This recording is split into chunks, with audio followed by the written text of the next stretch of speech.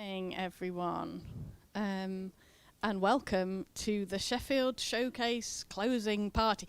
The closing party. We have been doing this festival for so long. I cannot believe that it is the end, nearly the end, but not the end because the best is yet to come. We're very happy. I'm very happy that you're all here, and greetings to the people watching through the YouTube, or they might be watching through that one. I'm never 100% sure, but I've got them covered. When we programmed this festival, we thought it's only right to ensure that we have a sort of full-on celebration of Sheffield poets, and we brought a lot of poets here from other places over this weekend, and we've seen the excellent things that they can do. But Sheffield is also a poetry place, and so it seems a good idea. Well, not a good idea, a fantastic idea to celebrate. I hope you all got your poetry snacks on the way in, but looking at you, I can't see many tunnocks being unwrapped. Yes! But so in the interval, make sure you go and get them, because they're from the green room, and if you don't take them, then I will have to take them home and eat them all. So the structure of the event is going to be, we're going to have 4 open micers, and we're then going to have 2 readings, and then we're going to have an interval. And then we are going to have 4 more open micers to start the second half, and 1 reading, and then we're going to have some music from Rosey PM.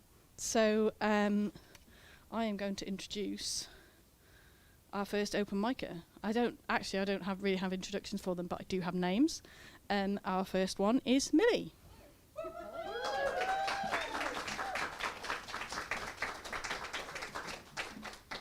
Hello, I am Millie the poet. I'm just going to wave my book around. Ooh, I've got a book. It only came out 2 weeks ago, so I'm very excited. So I'm just going to leave it there. I liked it so much, the front cover, that I've actually got a tattoo of it on my arm. I mean, that's an endorsement, right? If it suddenly becomes really untrendy, then I'll be in trouble. So I'm just going to... No, I'm not going to put that on there. I've got a few things I need to say really quickly before I do my poem, just so everybody understands where it's coming from. The first one is, confusingly, just to let you know that I run a poetry night called 9 Lives, as in a cat's got 9 lives, and that's the 3rd June of every month, the 3rd Wednesday of every month. So do come and see us. We're literally like over there in John Street Kitchen. So look us up, come along, do some open micing if you're a poet in here and you want somewhere to come. And there's another great night. You'll hear about that later. I am going to do a poem about my life really as a childless woman.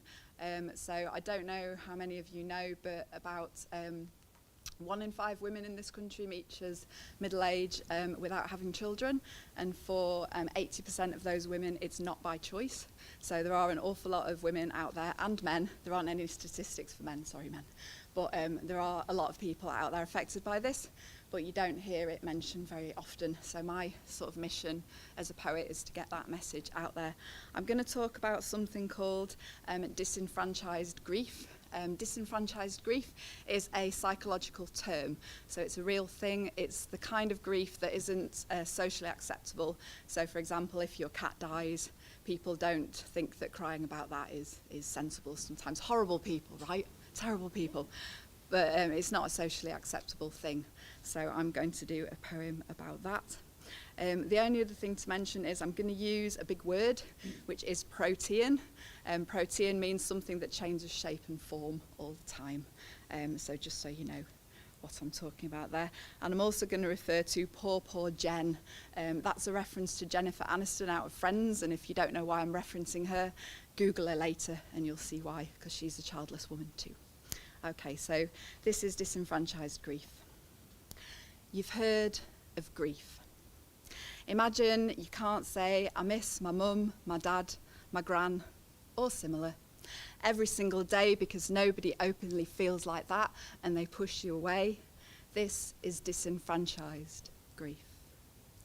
Imagine chatting cosy with a brand new tribe of women, stories of love that tied, Imagine chatting cosy with a brand new tribe of women, stories of birth that tide of love, the joy that's worth the ruin. One of them hides her scars and prays to free her inner screaming. This is disenfranchised grief. Imagine being lost inside an endless wood. Tall trees like grown-up children, the path is motherhood, but the saplings are not yours, so you stumble through the mud. This is disenfranchised grief. You're the slug at your family's salt-flinging party, or the viewpoint dismissed by the Twitterati. You're the nail-tattooed palm at the pregnancy announcement. Your movement in the symphony of womanhood is dissonant. You're the mad woman in the attic, the girl on the train, career woman, cat lady. You don't have a name. You're pitiful like Cat Lady, or scorned like poor Jen. You're every witch that ever died for living just like men. You're the invisibility and yet also the cloak. You're the choking constriction, the lump in the throat. You're lying in the road but the traffic hasn't stopped. You're falling down a chasm with no limit to the drop. This is disenfranchised grief. Imagine that wherever you go, it is the blackest night. And even when it's time to sleep, there's no chance of respite. The escape hatch has rusted shut. You're weighed down by this fight. This is disenfranchised grief. Imagine that your body is a cast you drag around. Inside is dust-drowned space, a fly tip, a dumping ground. You wish someone would come and burn this debris down. This is disenfranchised grief. Imagine that it's spring, everybody's favourite season. Everywhere spills life from the sky, the ground, protean. You cry when you see lambs and you cannot say the reason. This is disenfranchised grief.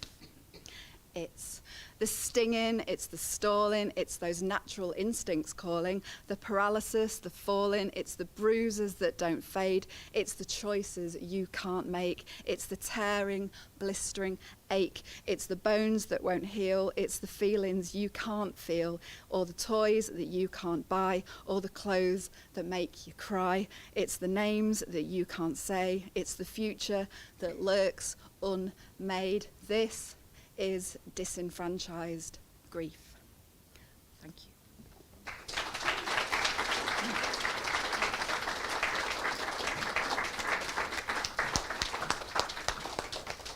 Thank you, Millie. I'm just going to move this pen because it's like really been distracting me for like about 3 events now. If it is anyone's, green looks nice actually. I wouldn't mind having it, but if it's yours, come and see me in the break. Our next open micer is John Andrew. You're here.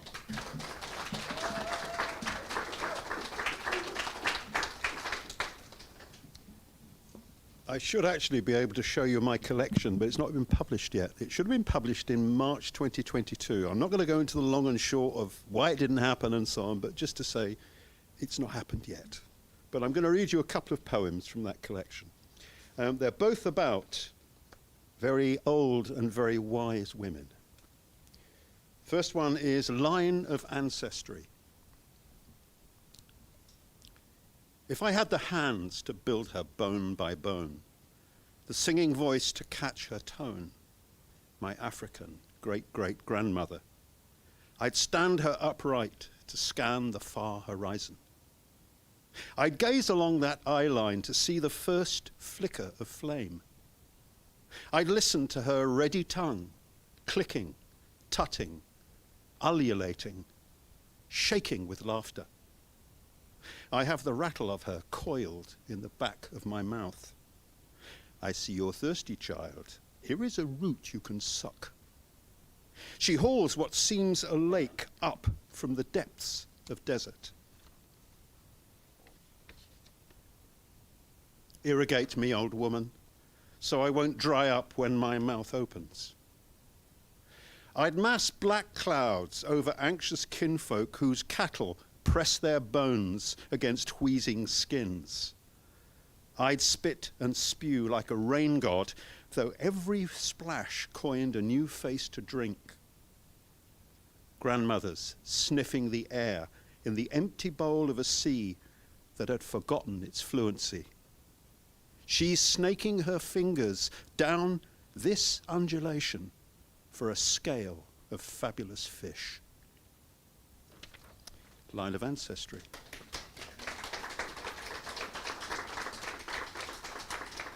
Okay, the second old woman is a kind of symbolic rather than a real old woman. The sea, she speaks the oldest language, salting and stirring her juices of creation. Listen to her crooning tidal flows, her warning susurrations.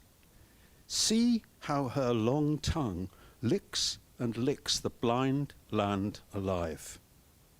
This greatest grandmother, this oldest woman, is still so young, urgently mashing those obdurate prominences, heavy with Saturn's bloody seed, her great mouth always opening, refusing nothing, swaddling all bitterness in shawls of foam. She tells her scattered children they will be coming home. You're on deck, ringing 8 bells. The master founded in Madeira snores. You hear, you see, you can see. You see stars alight from pole to pole, like a muster of Milton's militant angels. Such fires burn all night. How can anybody sleep when you can watch the churn and brew of battling strange gods below? You could grip the great wheel, fancy revolving the blue sky out of darkness as the rising sun breaks its anchor to sail a new course. Impossible for us to realign in such a wild, decentered universe. Sea, sea, speak to me in your untranslatable tongue. Beat out those staccatos of sleepless blood, so I have the taste of lunatic thirst on my own lips. Rockabye my babby, kiss me with sunbeams, stuff my mouth with full moons. Don't hug me to death or suck my bones dry. Let me doze in the haze of long halcyon days. Let me swim for centuries before you break me down and spit me up on some cold shore. Where is she sleeping? She never sleeps, never laughs, never weeps, though she is big with smiling tears wept through laughter. She never reins in her white horses. She never sleeps, even when all stars stand in their fiery courses. Even when Alpha kisses Omega, she is fingering restlessly into the cracks and crevices of unknown nature. The sea, the sea. Thank you very much.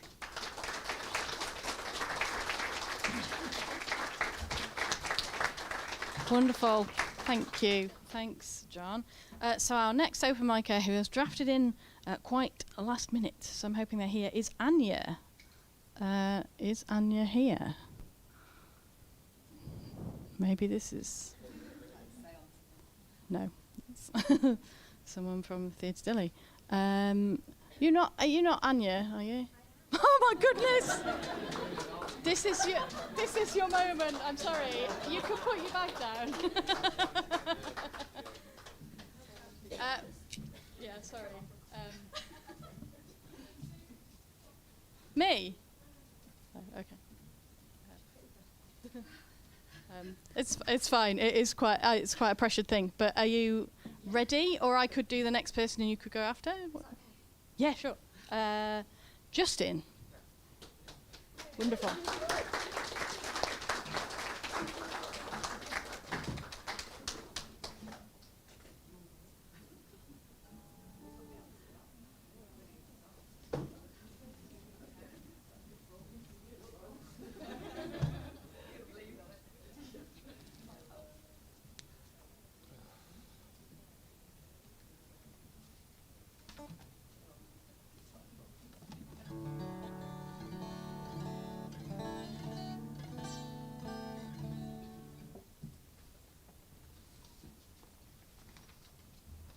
Hi there. I definitely haven't got a book out. I've actually never read any poetry in front of anyone before. So this is my first effort.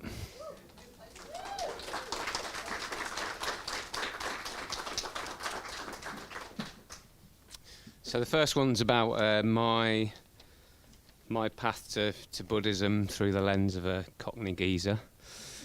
And the second one's just about the beautiful silence that you can find on a Sunday morning. Oh yeah, join the Buddhists, mate. It's not all multigrain hummus dips, lentil bakes. They also cultivate positive mental states. They meditate. Path to enlightenment, mate. That mean you can levitate? It's just what some bloke down the pub said, you know, if you really concentrate. They're all supposed to be calm, can't send Oxhovian ways through their day. They'll just think there's something nice to say. And sometimes life is rubbish, eh? And then staying in the moment would cause more dismay. And I want all that stuff to go away.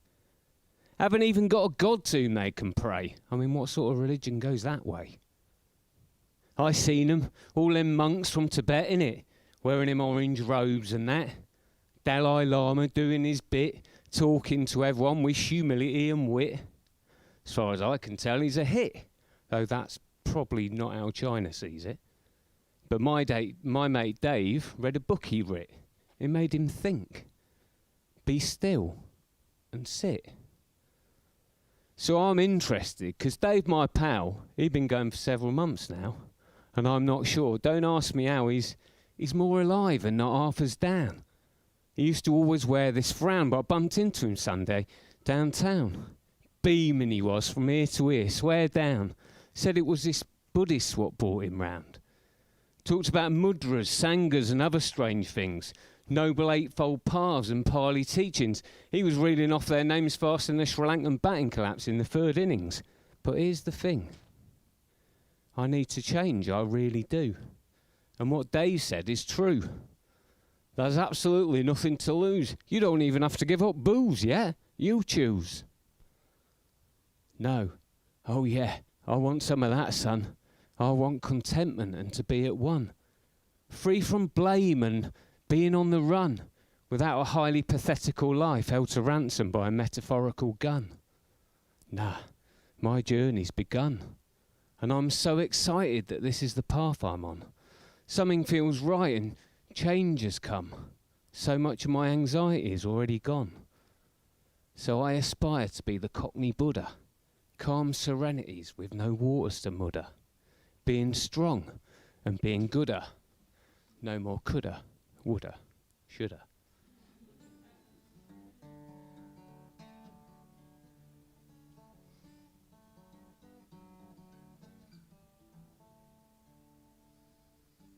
This perfect morning moment as life stirs through my French windows.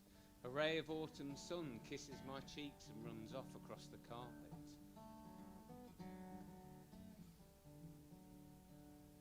Our guinea pig chunters, like a faraway steam train, happily devouring some carrot and celery.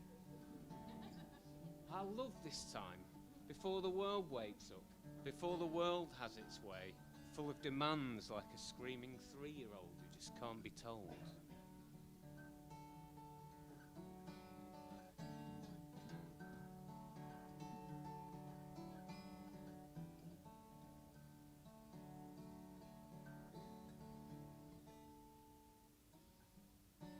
When the loudest thing is the toast popping up, almost apologetically. Sorry, mister, it whispers, but I'm done.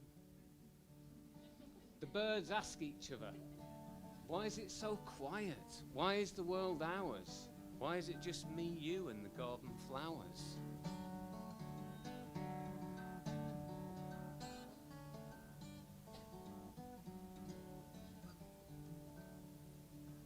So thank you, Sunday. You've delivered on your promise, even if only for this hour. Some silence, some solace.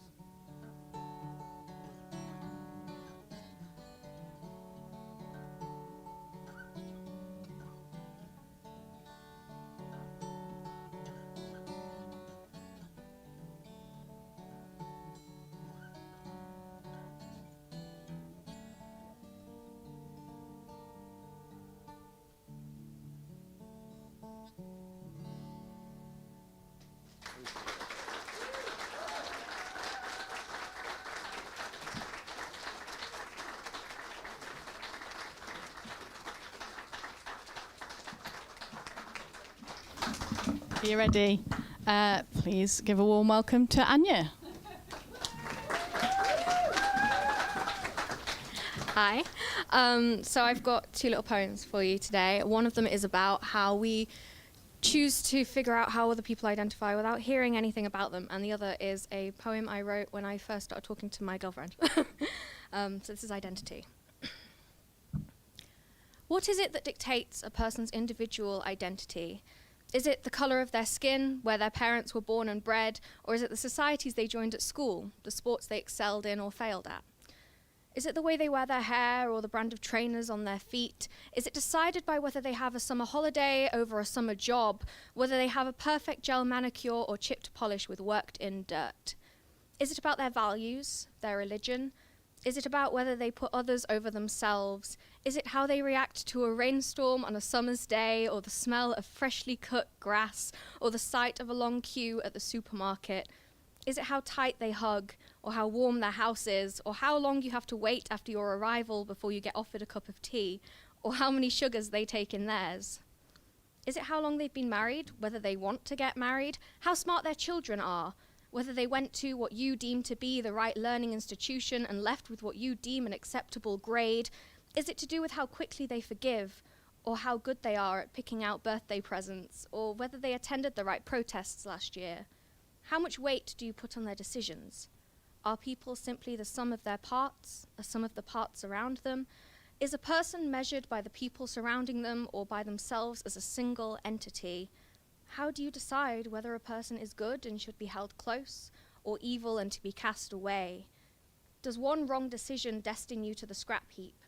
Is it possible as a species for us to right our wrongs and reform, or are we all simply empty carcasses waiting to be disposed of? How do you dictate a person's identity? The answer is simple. You don't. They do.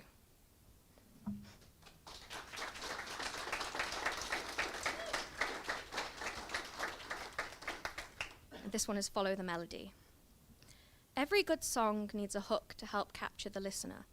Her eyes were what held me and pierced my attention. My feet were no longer following the melody.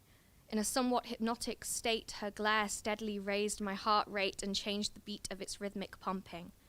The hook was so effective I couldn't go a day without it circling round my mind like a broken roller coaster. I was consumed by her tones, the gentle crescendo of her laugh, the rhythm at which she tapped her fingers, her distinctive knock that made you smile before even opening the door. I fell in love with an experimental melody, and she was the conductor with my life in her hands.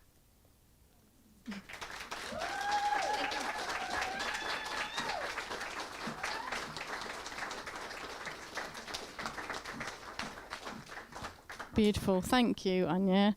I am now going to introduce our first reader of the evening, Sile Sibanda. When Sile's here, you might hear her voice and think, I know that voice. I mean, you might not, but Sile is a regular presenter on BBC Radio Sheffield, so the voice of Sile is on the airwaves, so you may recognise that. Sile Sibanda is a spoken word performer, radio and stage presenter, events host. She's been involved in creative and community projects for many years. She's been a Children's University Ambassador, speaking in various events, including at the House of Lords. That's exciting, isn't it? That's cool. Sile has been an active part of the writing collective Hive South Yorkshire, who have had, Vicky is here, have had a fantastic event yesterday, and has hosted Harms of Hate in Rotherham and Diversity Festival at the Rotherham Show. Please give a very warm welcome to Sile Sibanda.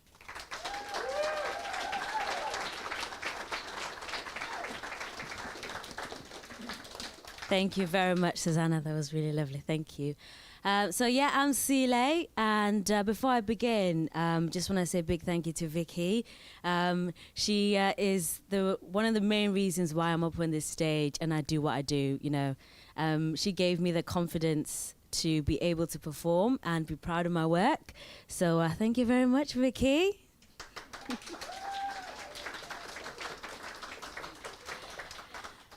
So today I'm going to do some of my work, my own work, but I'm also going to be reading Jean Binta Breeze. She is a Jamaican poet, a legendary, amazing woman.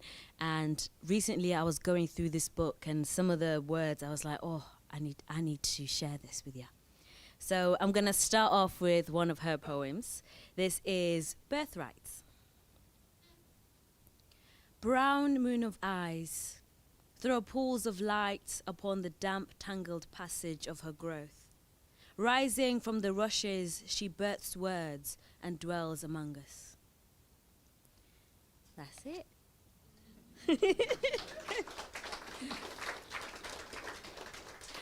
So this book is called Third World Girl, and according to society, I am a third world girl because I'm from Africa.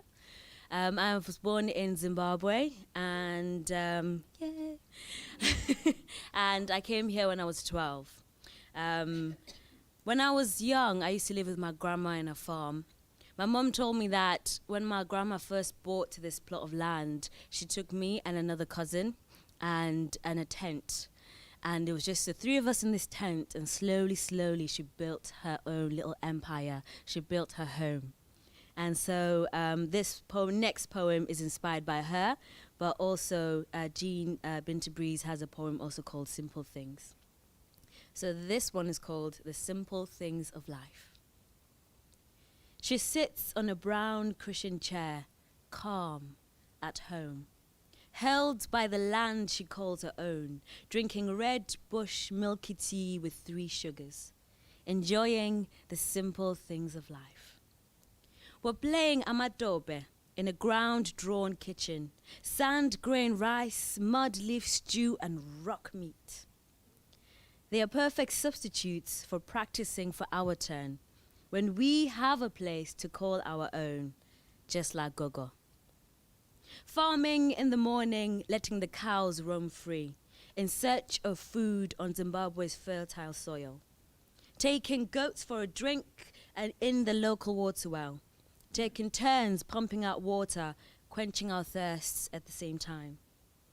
Laying under the acacia tree in a dry riverbed in the midday sun, in Mother Nature's company.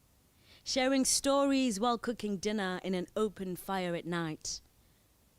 Stargazing, giving them names, a purpose. Thank you.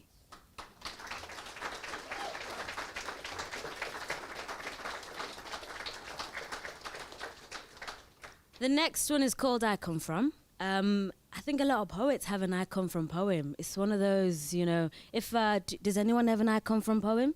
Yeah? It's kind of like the classic poem that you have in your repertoire when you start performing. So this one is mine. I am born a Libra and a Virgo, right in the middle. In the Sun newspaper, I'm a Libra. In Hello magazine, I'm a Virgo. So not even my star signs can decide who wants me. I am born in a country, a tribe where you're killed because it is Salbonani. Despite all that, I come from the cusp of beauty, blessed with wit and charm. I come from Michael Kors paper bags and matching purses, a wedding between fabric Superman and plastic Barbie dolls, jazz-filled mornings dancing in my eardrums. I come from a 23-story flat, the parking lot holding strangers and monsters even the boogeyman's afraid of. The second floor, an ocean of blood, echoes of Saturday's raves. The 23rd floor, a paradise with 2 magical fairies and their wonder brooms, capable of cleaning anything. I come from powdered milk, hot water, and cornflakes. From Mary Poppins' bags, 1-bedroom flat, endless rooms for endless souls. Wooden love tragedies, one-hand stories, cries from a mother's heart. I come from giftless Christmases, but it's okay, it's the food that counts. I come from small screams filled with silence. I come from cracks filled with love. Thank you.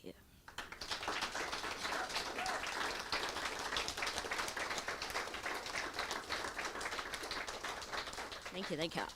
So I also have another poem called I Wanna Be, and it's very much inspired by me being a kid and seeing all sorts of things and going, oh, I want to be a doctor, that looks fun.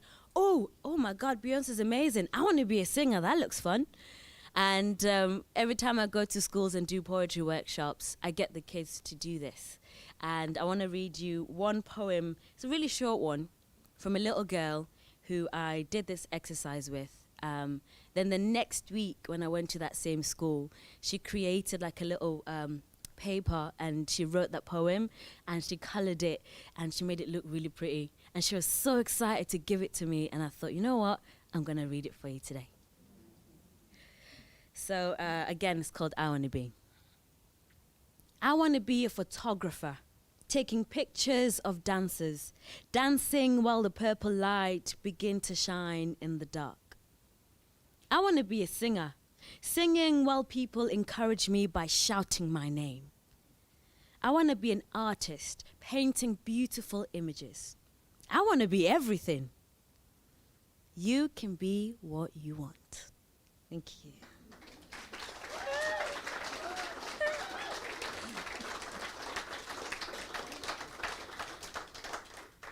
She was in year 4, so I don't know how old that is. Yeah, I know it's less than 10. Yeah, so she was 8, 9, yeah. Oh, honestly, kids, they just amaze me with what they come up with. I go in feeling nervous, thinking, oh my goodness, are they going to understand me? Are they going to want to do the work? And then they just come out with all these beautiful creative things. So this is my signature poem. If you don't remember anything about me today, that's fine. Just remember this poem, please. I recently discovered that everybody has melanin. Every single person. We just have different types. And because of that, you know, I was fascinated with why that is and what my melanin means to me. And so I wrote this poem about that. Also, if you see me perform before, you know this poem very much, so apologies, but I love it. My melanin hugs my skin with so much love it grows. My melanin is my heritage, passed down from my ancestors who once ruled this earth, carving their homes on mountaintops. My melanin is my gift, a symbol of beauty that no one can take away. It reminds me I am molded from the very ground I walk on. I am precious like gold mined by the sweat and tears of my great-grandparents, who are right here, standing with me to witness their wealth, their love, their commitment to making a world a better place.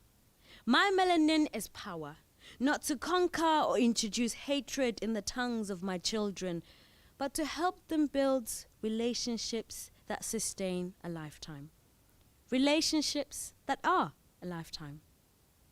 My melanin is music that invites joy into your hearts and rhythm into mine to help me move with grace, with love for all beings. My melanin reminds me of my true calling. It reminds me to love and to honor me so everyone can see what true freedom is. My melanin is protection, a doorway to receiving wisdom and gifts from the sun, the true star that brings us life. So I walk with a smile on my face because I am walking gold. Thank you.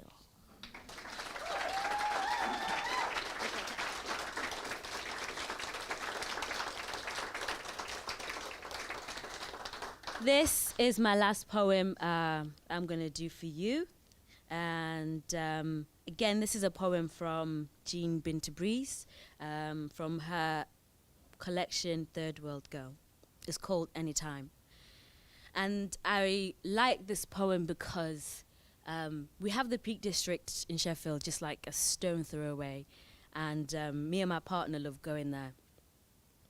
It's taught me just going there to really be present and be in the moment there. And, you know, whenever I have problems, I just go and I listen to the trees, you know, I listen to the birds, and it just reminds me to be grateful for life and to know that I will be okay.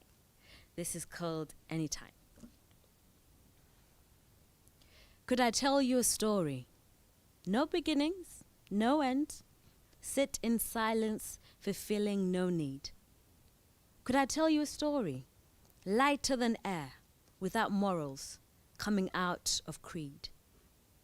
Could you be satisfied with no craft, no plot, no action, no theme, no belief? Maybe just a chorus of voices before us, not singing the same harmonies. Would you listen to sound without meaning, repeating the rhythm, stopping time? Could the characters step out of line with no logic, giving no sign? If the story runs off with the wind, would you catch the letters, correct the letters? Could you be in the muddle that fell in the puddle and dampened the storytelling? Could I tell you a story? Aborted, a legend with details. Merci beaucoup. Thank you.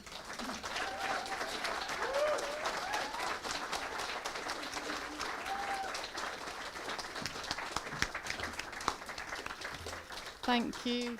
Thank you so much, Sile. I am... Oh, yeah, that was so lovely. I feel good. I feel peace from that last poem, you know, the calm and the trees and the... Yes, very good. Our next reader is Rachel Bower. Rachel's writing is extraordinary. It's tender and empathetic, and her beautiful collection, these Mothers of Gods, which should be in my hand, but it's under my chair. Look at it, it looks like that. It's got a really cool cover as well.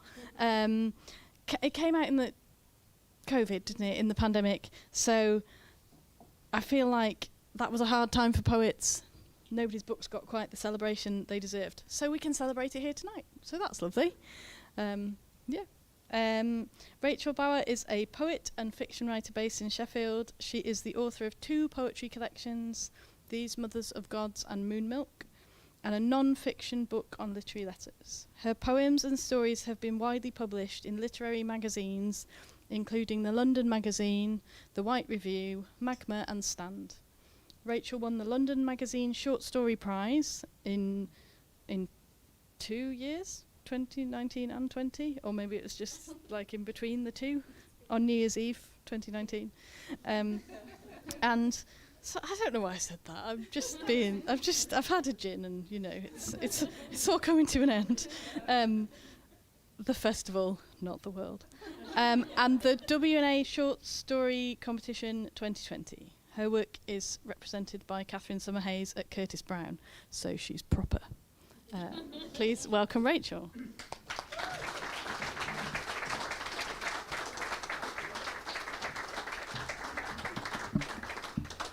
Thank you, Susanna, and thank you to Sheaf, to Jevi. Before I start, I just want to say thank you. I want to say thank you to Vicky for all the work she does for Hive, for young people in Sheffield.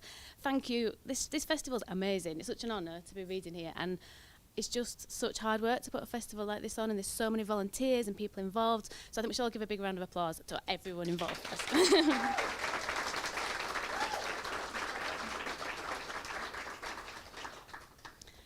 So, I'm going to start with a poem from my collection that Susanna kindly mentioned.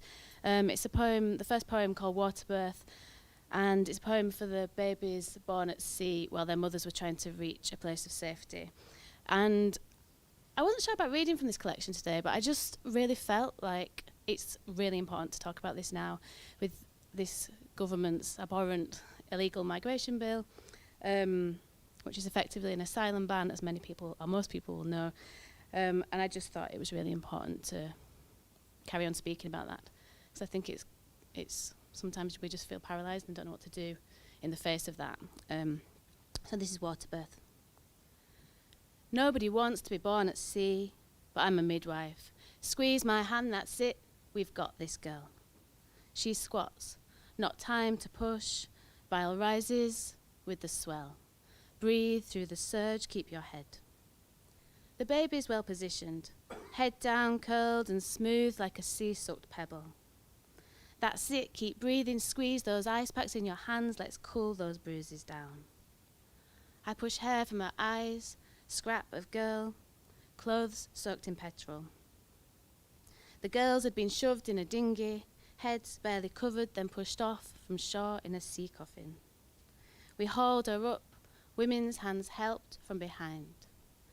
We hold our breath now for the baby. I say keep breathing, but English means nothing to this girl. We need Arabic for breathe and girl and hand. The translator's sick as a dog, headed up for fresh air on deck. The sea swells, nearly time to push, but now she's trying not to push, juddering through breaths of thick fog, sick pea soup, and the sea fires swallowing it all, burning this girl up so she blazes. When the head crowns, she grips, scorches my hand. I make a cave of her face with my hands and tell her, yes, it is time to push, it is time. I can see the head, so push now. Nearly there, breathe through closed lips, and yes, girl, push against this wave, against this sea that would swallow us all. Head out, final push, and in my hands now. A breathing girl, a beautiful girl, a salt pearl birthed at sea. Thank you.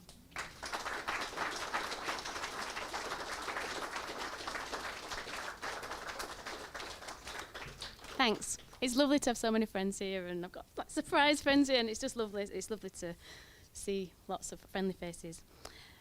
So I'm now going to read a poem by a poet called Bashar Farahat. It's in this anthology that I edited with Helen quite a few years ago now, called Verse Matters. And I thought that while I'm talking about migration, it's important to hear. It's important for people to hear a voice that's not mine, because obviously it's not my experience.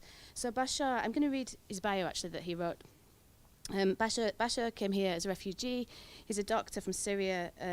He was working at a school in London when the book was published, and he was planning to re-qualify as a doctor while he was here. He was born in Syria and studied medicine at Aleppo University, and at the start of the uprising against the Al-Assad regime, Bashar was training to become a paediatrician. He was detained twice by the government regime, accused of participation in demonstrations.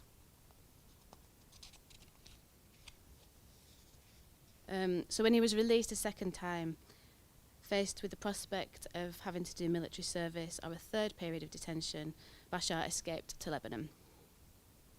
He was subsequently selected in 2015 to move to the UK and given humanitarian protection. And he was initially settled in Bradford. Big up to the Bradford group. So he's always written poetry. He gave readings while studying medicine. And the poem was originally written in Arabic, and he translated it. It's in Arabic in the book as well, with this beautiful calligraphy by his now wife. He translated it into English. And when Bashar read, and I wanted to mention this poem as well, because he read it at the Migration Matters Festival in Sheffield, which is the next Migration Matters Festival is happening next month. And the programme's amazing, and I think it's more important than ever to support it. So check out the website, get your tickets.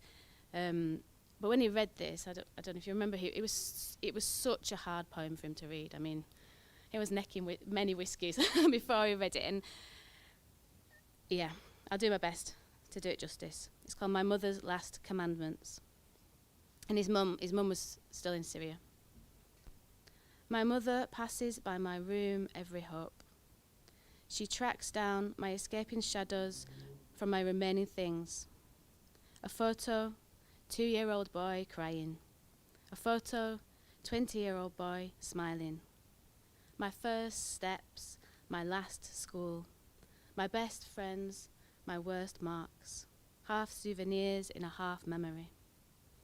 My mother double-checks our memory, the part of it which survived the last war. Your very heart is still here. Shrapnel cannot defeat blood.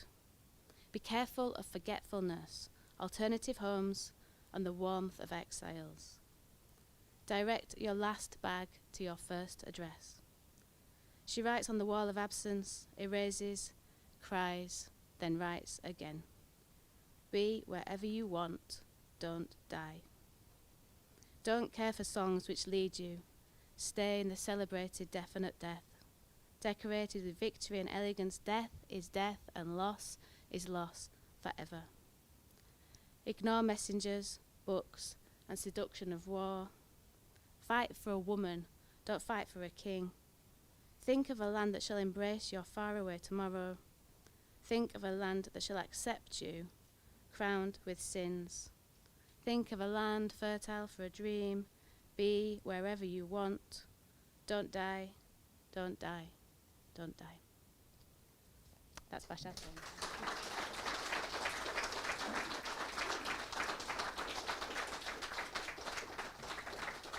Okay, so a bit of change of tempo. I've been writing lots of new poems about insects. I've just been obsessed with writing poems about insects. And insects are so important to everything, and they're declining so massively. And I am a beekeeper as well, so I thought I'd start with a beekeeping poem because, switch with a beekeeping poem. It's about honeybees. Let me tell you of the perfect circle notched in the foreleg of a honeybee. True fit to antenna, let me tell you of wings. Exquisite light through wings, cathedral wings, hamuli hooks. Let me tell you of scales, gleaming copper scales. Curved plates, abdomen wrapped. Let me tell of eyes. 5 eyes. Mosaic eyes, daylight eyes, red as black, sun as map, the violet chorus of petals. Let me tell you of hair, branched hair, sticky, split, electrocharged in flight, tightly packed, bristle hind hair. Let me tell of the spiracle, opening for air, the hard muscle of thorax, glands of wax, of feet, tarsi feet, 2-pronged claws, but let me tell you of sting, venom, slide, that unbearable barb. Let me tell of sacrifice. Thank you.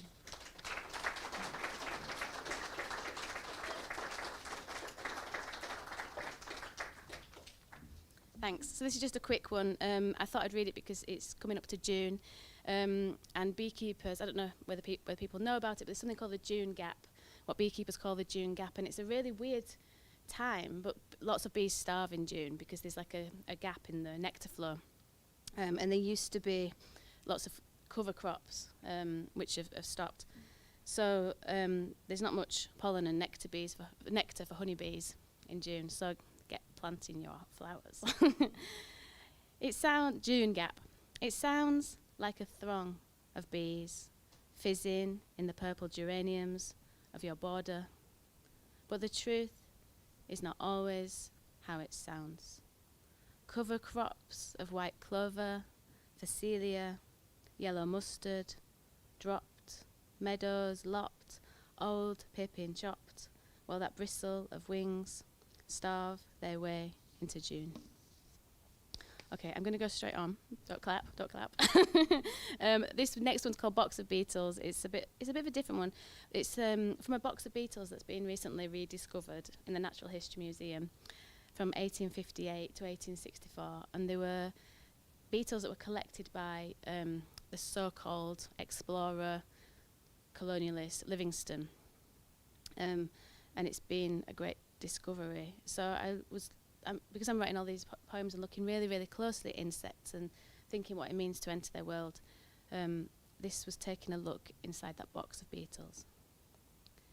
19.5 beetles, pinned, mounted, 1 missing a head.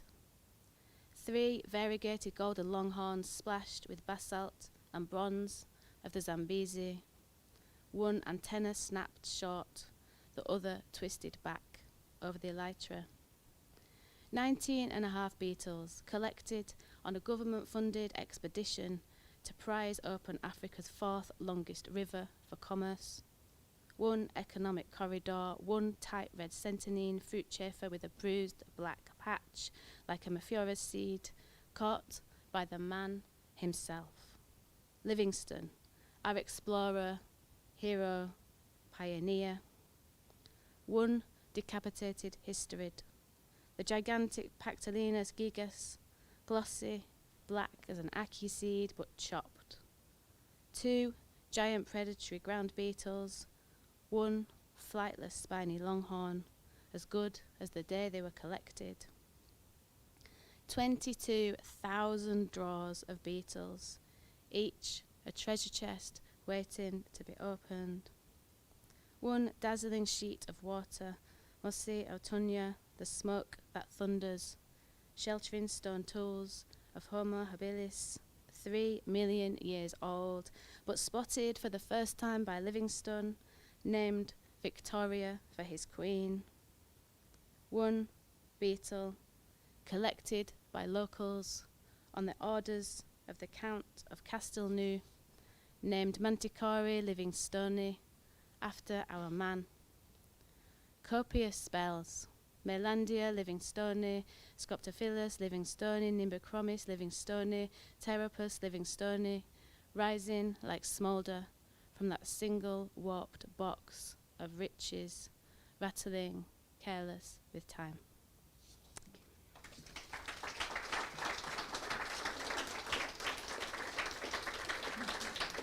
Thanks. Okay, this is called British Sunshine. We all know it's getting warmer, but this is kind of just thinking through some of that in relation to insects. And it's after a poet called George Shirties. This British sunshine, this get your top off, get down the pub for a pint under a parasol sunshine is coming home. This sunshine is flowering the hibiscus a month too soon. There's a giant striped insect in the garden we've never seen before. A hornet hoverfly from sunlit shores, sucking on buddleia. Even the houses are hot, baking bricks. It will be summer now, always. Smear on the sunblock, take regular sips of juice. Invite folk round for a barbie. A stray jet of water from a water pistol sizzles hot charcoal. Smell the burning sausages, sit back and watch light splashing the patio from the paddling pool. Ice cream melts quicker now. Stay inside, paper your windows, check on your neighbours. Look away from crayfish husks, flaked on the riverbed. Turn your sprinklers off, wildfires are raging. This sunshine we are calling home. I'm sorry it's all sorry it's all so depressing. I've got a couple of more uplifting poems. Okay, so I'm going to read a few poems about the Peak District insects because we're near the Peak District, and I've got a very short one which I'll read and then I'll go straight on to another one. So the first one's about the iron blue mayfly, which is an indicator of water quality. And then the second one is about, and they're all so all the insects I'm writing about are endangered, and these are Peak District priority species. And then I'm going to read about the bilberry bumblebee, which is just the most gorgeous bumblebee you've ever seen. But so look it up after, if you get a chance. But the first one's the iron blue mayfly. Your smoke blue up wings, flush amber, then bloodshot, raw veined for danger.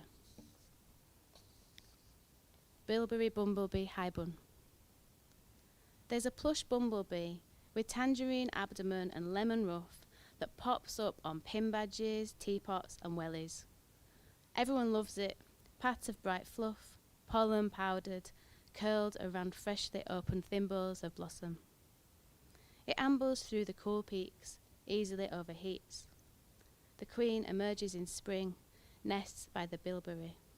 She sculpts a wax pot, brimful with nectar, coats a lump of pollen in wax, inserts her eggs inside. A bountiful feast for her young. The spring's warm. One queen emerges early. She's found a month later, lifeless on the heath, fur glittering with frost. Others crumple in the summer heat. New, sun-seeking bees flying, excitable, sup nectar from bramble, willow, gorse. The bilberry bees retreat.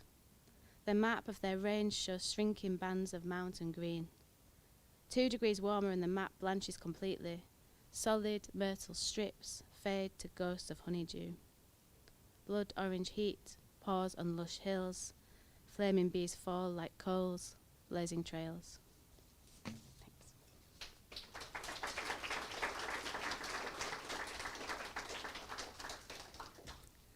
Thank you. So this is, I'm going to read one more Peak District poem and Peak District priority insect poem, and then my last poem. So this is the dingy skipper butterfly, which has got this really rubbish name.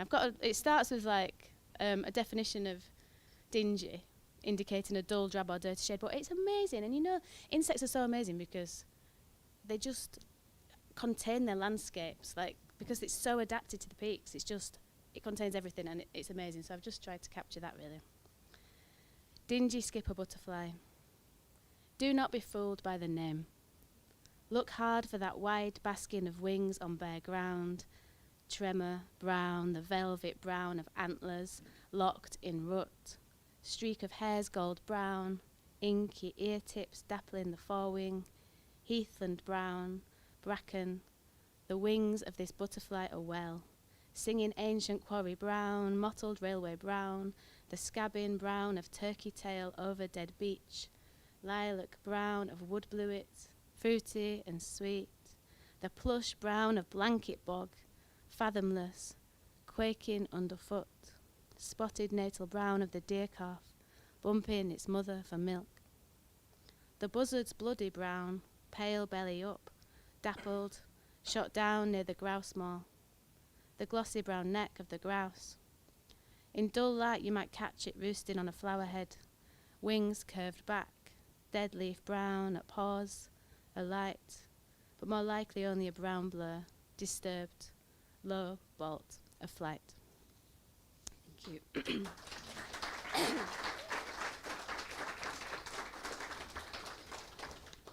Thank you. This last one started this as a joke, really, and then it just kind of didn't stop and just kept coming and coming and coming. And it's called In the Future in the Supermarket, and I shared it with a couple of people and they really liked it. And I was like, actually, I quite like it. It comes from this, I'm not going to tell you, I'm just going to read it.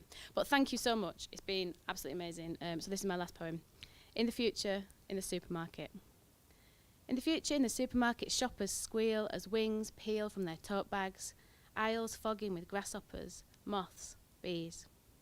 Baby and toddlers already aflutter, organic smoothies shedding butterflies over shattered mothers, while the children are crowned with strawberry ladybirds and chocolate funbugs on foil spread their beetle wings. Homeware vibrates with so many bees that security calls pest control, though the line's been dead for weeks.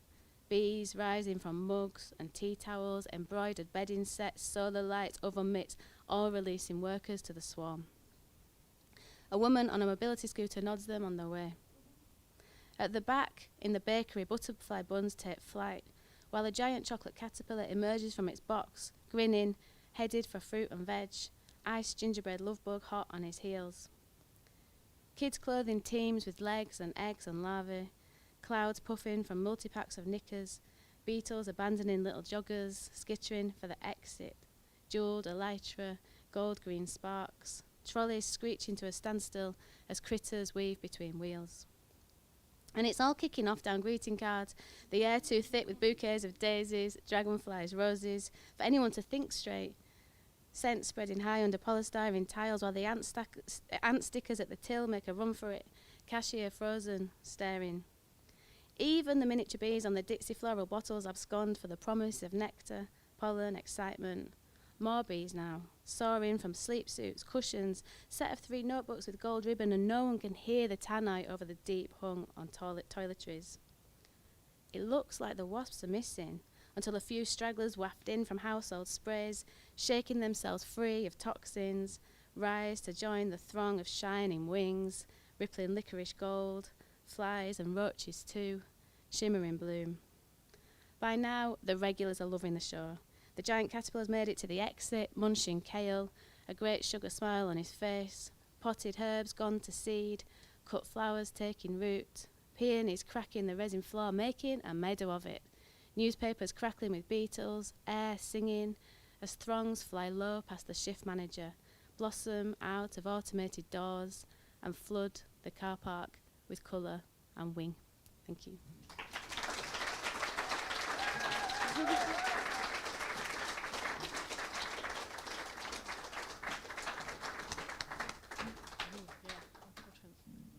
Amazing, thank you, Rachel. I love how closely those poems look at things like tiny, tiny insect things and holes and legs and scales and just beautiful. Thank you so much.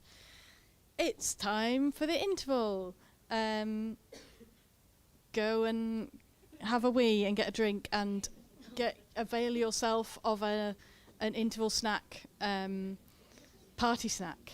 We're calling it party snack time, because if you're not slightly tipsy and high on sugar, it's not a party. Unless you're diabetic, don't do that.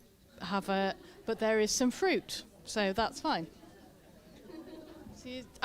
We'll be back in 20 minutes. Oh, I haven't written.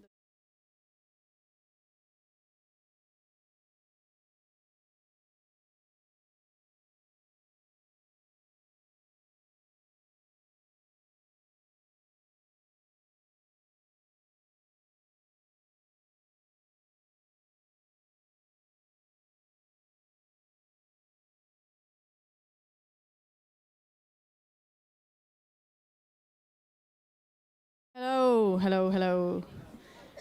Return to your seats.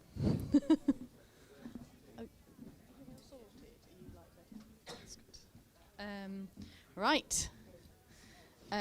So we are going to start this half with 4 more open mic slots. But first, buckle up, because we need to do some thanks. We've had... Yeah, exactly. We've had an amazing few days, but it would not have been possible without several people who I'm going to talk about now. Theatre Delhi, we are here. Kira, who probably, even though it is very light, has probably not seen daylight for a few days. So thank you to Theatre Delhi and everyone here. Tom, who has done our streaming, which has been happening on the internet. People at home, you can't see him, but you wouldn't be able to see anything if he were not here. So, round of applause.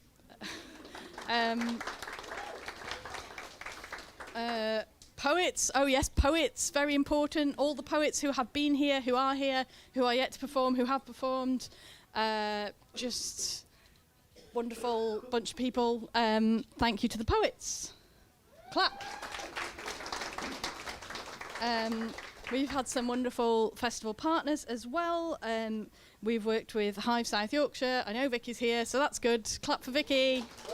And Sheffield Flourish, who are, I don't think Sharon's still here, but they were amazing as well and wonderful, partners to the festival and really help poetry happen in a grassroots way in Sheffield, and we love them. So, round of applause.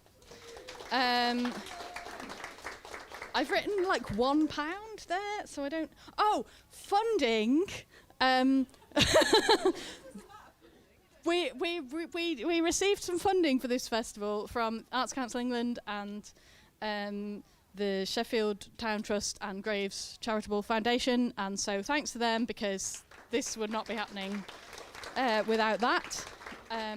All our volunteers, a few of whom are still here. Yes, wonderful volunteers. Yes, we still are, sort of. So, yeah, round of applause for them. Are you sick of clapping yet? We would definitely not have functioned without these volunteers. I would also like to thank Genevieve Carver. Because I have run a poetry festival on my own, and it was really hard and horrible. So it's just so much better with another person. Round of applause. I wonder who I probably have forgotten. Susanna. Oh no. Richard, who has been the festival bookstall, Rhyme and Reason Books, an excellent independent Sheffield bookshop. Get down there. Also buy books from him today. I think I'm going to stop thanking people now because we haven't got all night. And I'm going to go ahead and introduce our first open micer of the second half, who is Keith Fenton.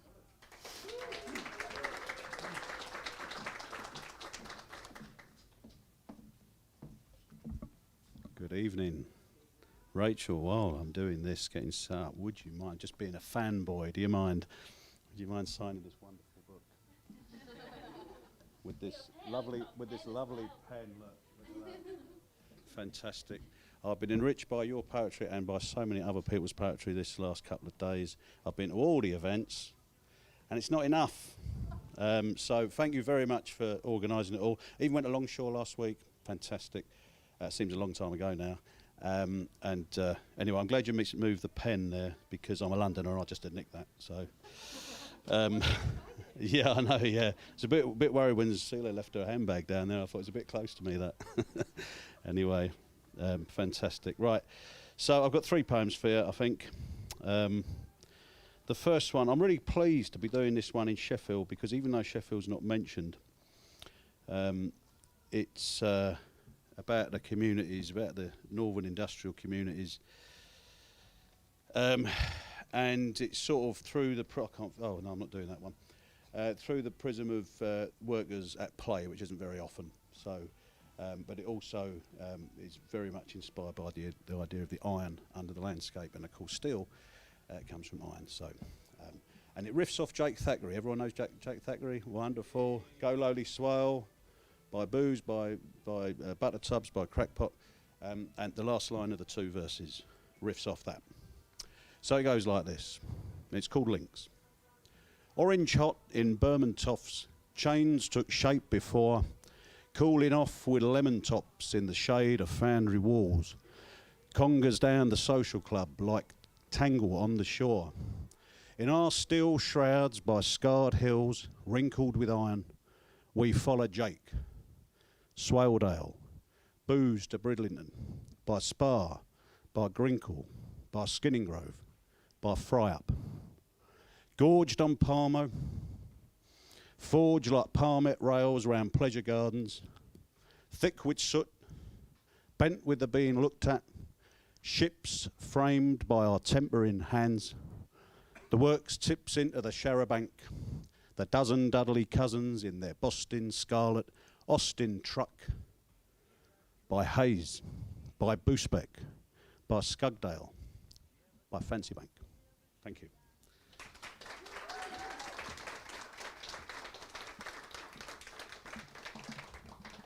I realised halfway through that this isn't quite high enough, but anyway, there we go. That's better. Any higher and I'll be Liam Gallagher. So, I don't remember the other 2 off the top of my head. I should do, but I don't. The next one is about masochism, and you're all still here listening, so you're obviously into it. So I hope I found my tribe with this one. This is inspired by a song by Tom Lehrer. People know who Tom Lehrer is? Nice, yeah. Showing your age though, Millie, aren't you? So, yeah. So am I. So he did a song called The Masochism Tango. This doesn't use any of his stuff, but it is inspired by it. And it is called, in fact, I'm going to put it like that there.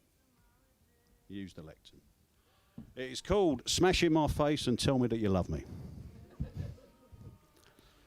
I'm a masochistic dipshit. The pic you did of my dipstick only fits on an anaglyptic or a triptych, and that red stuff ain't lipstick. I want to be gored by a blade to convince me I ain't being played, to shed blood to a fade on your velvet brocade, crush my fingers in a vice. That's always nice. You never seem to mistreat me no more. You used to lace me a beverage that would bring on a hemorrhage, then drag me along a razor blade floor, send me off in my office attire, lined with rusty barbed wire, letting us get tetanus to prove that you're mine. When I'm feeling at all melancholic, you might hang me up by a bollock, pass on a fever, and snap my femur for some trumped-up misdemeanour, and bathe me eyes in industrial cleaner. Dislocate me shoulder, then give it a quarter turn, batter me nose with an old fire hose, withhold the latter, watch me burn. Pulled a chair from under me. That's a shit trick, that one. Do you remember that from school? Pulled a chair from under me. Let an outcast us asunder. Will indulge my straining proclivities for sustaining internal injuries. Make your breath hot. Do not scoff. Roughly show me how much you love me. Take me to the top of one of the Pyrenees and gently toss me off. Thank you.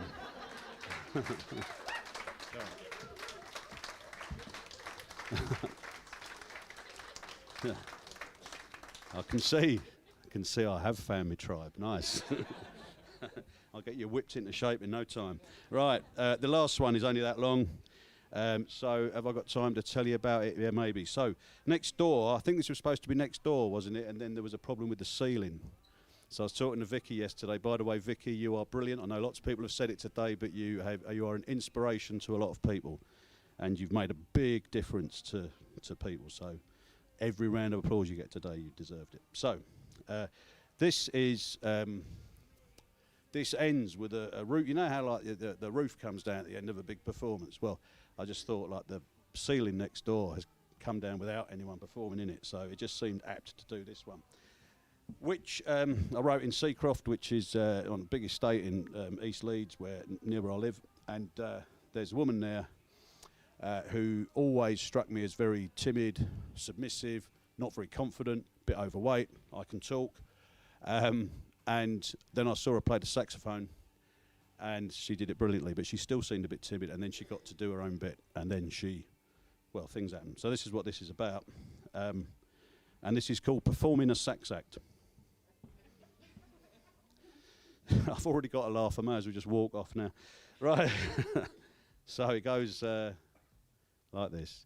Imposter eyes, humble, existing, reed to mouth. Grim ensemble purpose reverses at the band leader's jab as she ramps it up, swaying like the weigh-in at a sumo bout, tight-lipped, tiptoed, pouring into broad blue denim, framed eyes like clock faces stuck at 10 to 10. Plug your ears to hear, I'll show thee how to play fucking sax.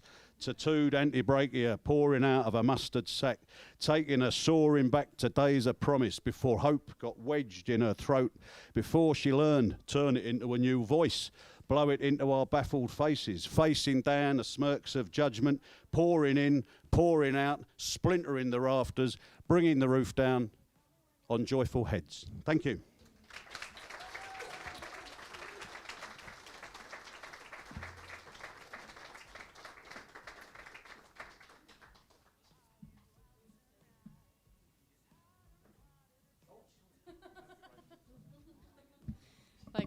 Thank you, Keith.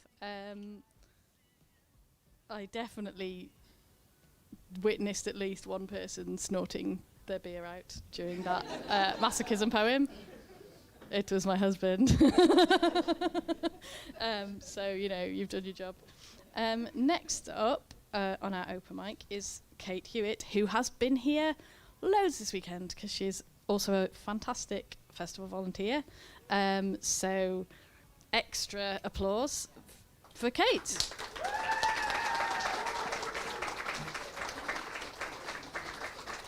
Hi, thanks, Chief, for having me. It's been so good.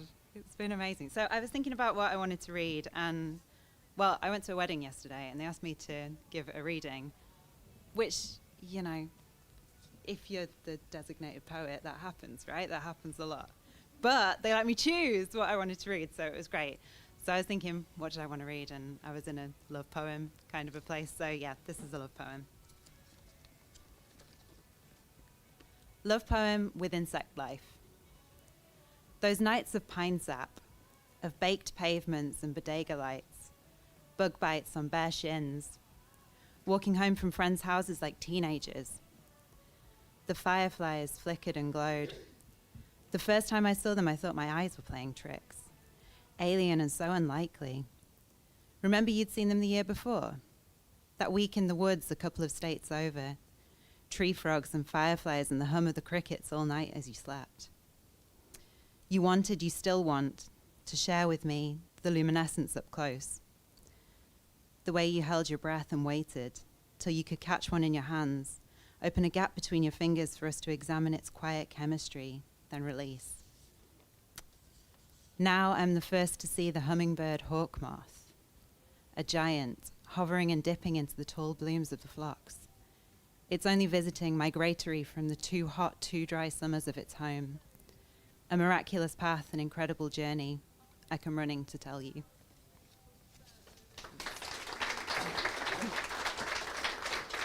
Thank you. And then this one's on my, I have got enough battery, all right. You never know. All right, so this one is kind of about memorializing and also about gay existential gardening. This is Bearded Irises. There were things we hoped to inherit. The set of triangular teak nesting tables solid with decades and with a pile of siblings and cousins pulling at them to sit around and cross-legged and cheat at cards. Other things too, an appetite for the ridiculous, its bright flame of joy and patience. When it happens, of course, time acts weird. It's at once years after we imagine it will be, and all in a feral rush, nothing like the gentle fade-out we expected. When it happens, the first things are the irises. Dug out from her garden and its giving earth, brought round in a plastic pot. We pick a spot in front of our house, somewhere we think meets their needs. I make a hole. Well-drained soil, full sun, enough room at least that they can fan backwards from their papery rhizomes. The thing about irises, I say as if I didn't just learn it 5 minutes ago, is that how much they flower depends on how much sun they got last year. For the irises, it doesn't matter what's happening now, it's sealed. Can you believe that? A full entire year. They hold on to the memory. The irises grow, possibly. And even as I lay a hand on the ground to check its warmth, I try my best to be cut out for it, this life of waiting. Thank you.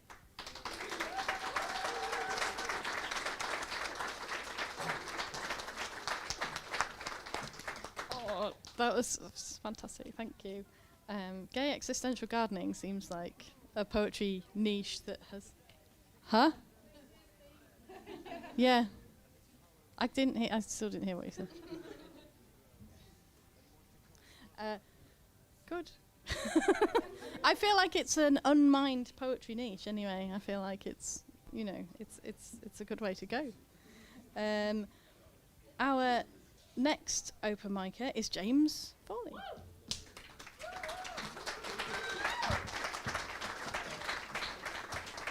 Hello. I'm quite happy because I have swear words in my poems and someone's already sworn, so that's okay. And I'm on my phone and someone's already on their phone as well, so 2 for 2. I'm James. I run a spoken word night with my wonderful partner, Holly. We're over at Wood Seats in Guzzle, so it's the last Sunday of every month. It's called Strong Language. You should come down. The first poem I'm going to read is one of my shortest poems I've ever written. It goes a little bit like this. I punctuate my sentences with swear words. Fuck. Now nobody will give me a job. Bollocks. Thank you very much.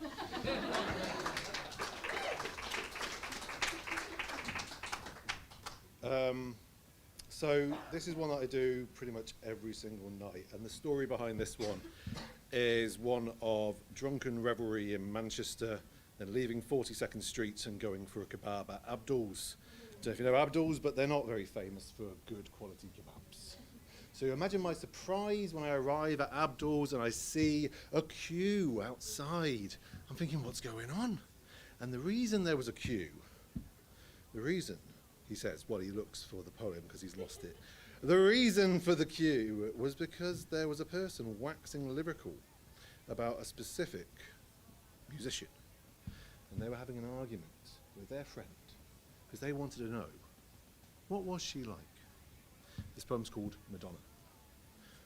What was she like pre-Madonna, before she was a prima donna, before Madam X Madonna, before the Woman of the Year Madonna, before building schools Madonna, before directing films Madonna, before Warner Brothers Music versus Madonna, before Guy Ritchie and Madonna, before The Ray of Light Madonna, before Evita starring Madonna, before that book called Sex Madonna, before the Vogue Madonna. That's my voguing, I'm sorry, that's as good as it gets. Where were we? Vogue, that's it. Before she burned across Madonna, before Shanghai surprised Madonna, before she ditched Sean Penn Madonna, before her award-winning, critically acclaimed, self-titled debut album Madonna. And then the guy working in Abdul said, listen, mate, I'm not Madonna, but what do you want of this bloody Donna? I'll take a groan. Thank you for that. That's good. I'll take a groan. So my partner and I are non-binary, and identity is something that's really important to us. And this poem is about identity and more about the way certain people in society are talking about identity and gender and pronouns and all things like that. It's called Gender Agenda. Clutch not your pearls in defense of the gender binary. Did not men in their historic finery sport heels to show off shapely calves? You can't simply split humanity into halves. Much as you may try to resist, the gender spectrum does exist. So much so that it's actively enforced by those who rail against it. Self-proclaimed alpha males ascribe masculinity through aspects of character and call anyone lacking them a beta soy boy cuck, as if anyone gives a single-gendered non-conforming fuck about the likes Andy Tate has to say in the matter. Misogynistic online chatter centres on specific tiers of manliness, and in doing so betrays the acceptance that all are not identical and that variance is not just real but measurable. So go on then, measure it. Define the minimum criteria required to be a man as if you can. What possible metrics can you assign without drawing an immutable line that once crossed irrevocably determines the gender of a soul? Any attempt would be a woeful own goal. Let me demonstrate. How about we set a minimum height? Now obviously that wouldn't be right. Perhaps girth and length should be the deciding factor. You must be this long to ride the man train? No, let's try that again. How about testosterone? You realise any low T males would now need to add an FE prefix. We were better off measuring dicks. But I know that made some of you uncomfortable, made you insecure. Out of ideas? Don't worry, I've got more. Why don't we make a list of all the qualities of a man? Be sure to ensure that none of them can be completed by a female. That's the word they use. Anyone lacking is an automatic fail. Sorry, Stephen, I can see you're 6'2", you have a Joker tattoo, you know your way around a barbecue, but you don't like football, so there's nothing I can do. I hereby revoke your man card. Oh, don't take it so hard. No, please don't cry. Oh, wait, no, you're allowed to now since you're no longer a guy. Hello, Betty. Just reviewing your results. You passed with flying colours with 0 faults. Welcome to the team. You're certainly the sexiest man I've ever seen. Don't forget to collect your male privilege on the way out. Not a fan? Okay, how about a different plan? Facial hair. Yeah, let's start there. Obviously, I'm all right, but I'm not sure about you, mate. My nan's got a better moustache than that. Guess that makes them my granddad now. One of the lads, one of the men. Boys in specific measurable parameters. Oh, and sorry to all you non-meat eaters. You're a woman now unless you eat part of a cow. That said, we're still not clear on where we stand on fish. When you think about it, it's kind of a genderless dish. Does battered make you a guy and breaded make you a lady? Maybe.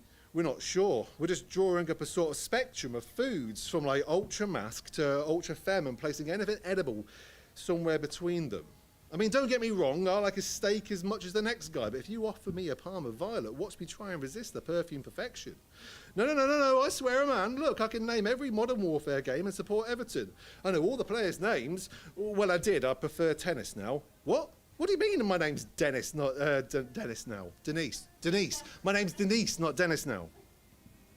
Why do you care how someone styles their hair, about the things that they wear? Painted nails won't cause the collapse of society, and if you genuinely believe that, you're more than slightly thick. Go on, show me your dick. I need to be sure. For all I know, you might be faking. That's not aspirin. You could be taking. It could be testosterone you're taking.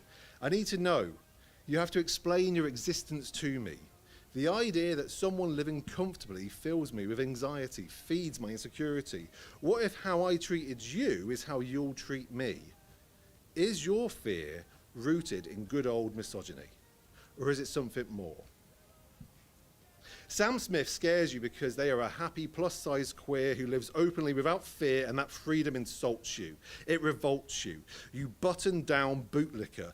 Don't snicker, you're scared and it's clear. I see the fear in your eyes and the things you try to hide. What aspects of you do you minimize so you can be one of the guys?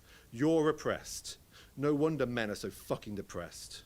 Are you homophobic? Are you confused? Do you fear a gay bomb is about to go off and needs to be refused before it explodes and everyone walks away with their lives intact, just safe in the fact that they can be them? Do you fear for men? The great emasculation of our generation? No one's out to get you, sweetheart. This is emancipation, breaking the shackles of the social construct and living your best life. No one's saying you can't be a traditional man with a traditional wife. You're overthinking it. Now show me your dick. Just joking. How about this? You tell me your pronouns, and I'll tell you mine. As long as there's respect, we'll get on just fine. Mine are they, them. What are yours? Thank you.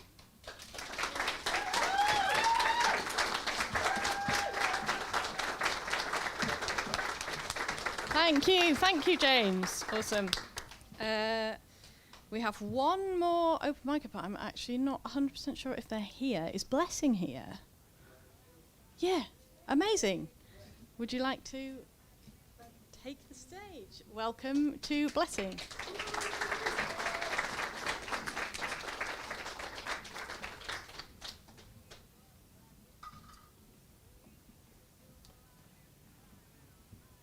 Hello. Hi. I never thought I would get the opportunity to giggle at two bollocks lines today. It was very rewarding coming here. I'm gonna be in an Uber going home, just thinking, oh, that was really good. Right. My name is Blessing, Robert Fazo Blessing Mutambi. I go by Blessing the Poetry Lagoon.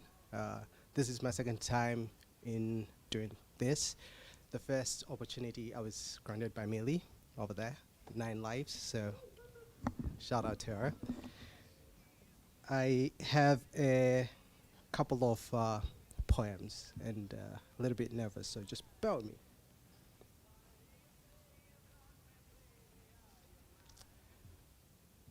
My first poem is called The Last Thing on Your Mind. L-U-S-T, the last thing on your mind. Love is war, ladies and gentlemen. So I drew my sword from the storm, her, an angel, heaven sent with the wrath of an Old Testament God, destroying everything in her path. Her halo illuminates her sensuality with every curve pervading with grace. Her wings was flapped. My sword was up. I stood my ground. Thunderous tension shaking a room like an earthquake. Immense stupidity is his bravery to go to war against a titan. Oh God, the irony. There goes his name in vain. The devil's advocate has created another midway. A hurricane came in a room as I drowned in her ocean, in her dominion. The luminous morning star dawns on us, and it dawns on me that I lost.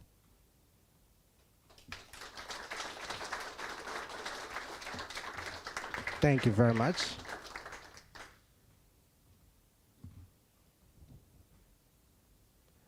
My second poem is a very short one. It's called Yorkshire Winters, from Zimbabwe, and it's always hot. It's always hot there. So this was my first experience with actual Yorkshire winter, and I just found myself so fascinated and just embracing the winter, so to speak.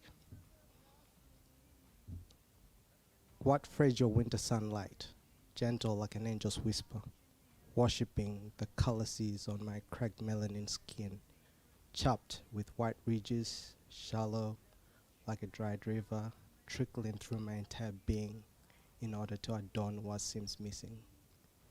Blessing my deepest scars to heal, I feel my senses tingling, what a tease.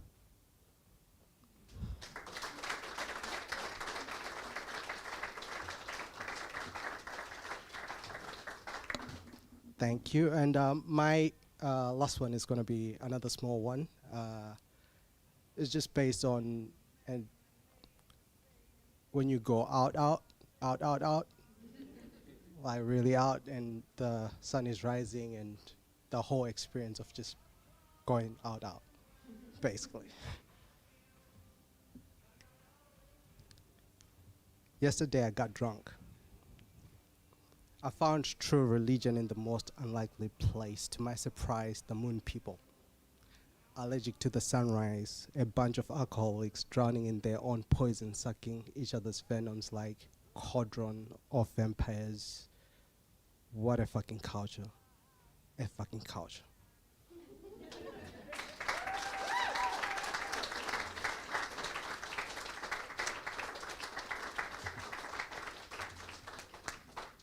Thank you, Blessing. I feel like we're out, right? You know, it's a poetry. This is... Yeah. I've had a gin. It's great. Big round of applause for all of our open micers for this evening.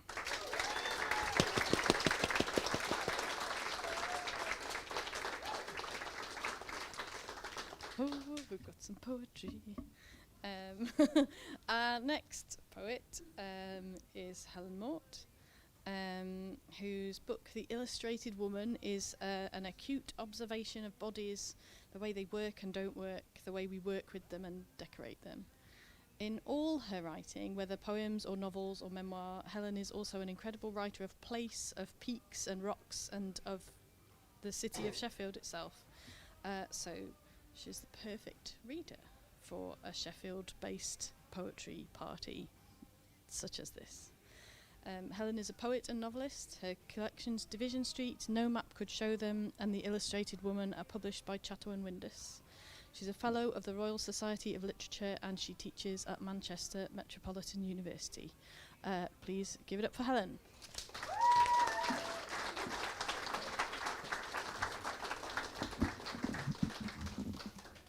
Thank you. And yeah, just to echo what everyone's already said, what a lovely evening to be part of, what an amazing open mic. And yeah, massive thanks to everyone who's organised. Sheaf, because it's a very difficult thing to make a festival happen, and especially one as good as this. So it's lovely to be here.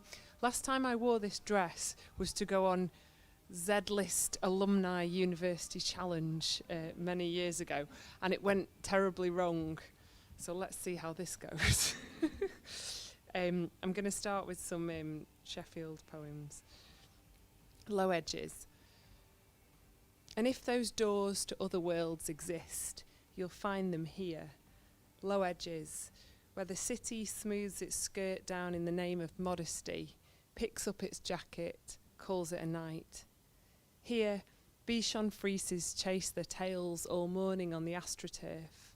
A biker lets go of his handlebars and doesn't fall.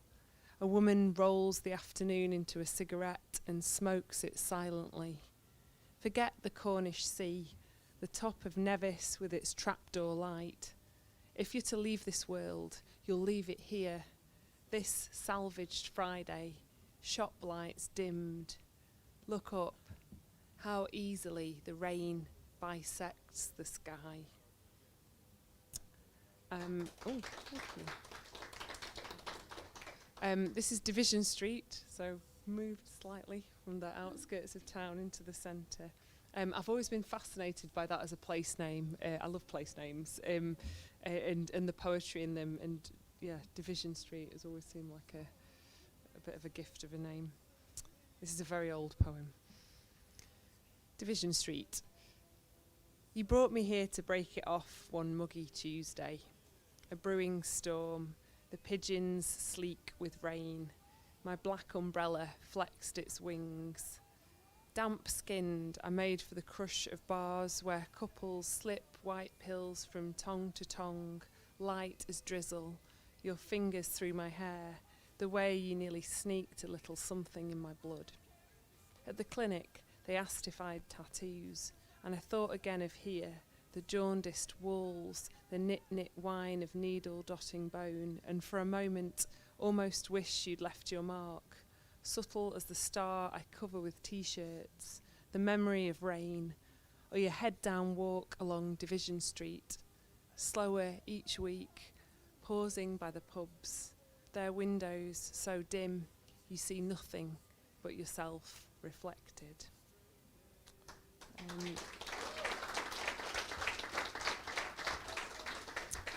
going to read a very newish poem. No, it's new.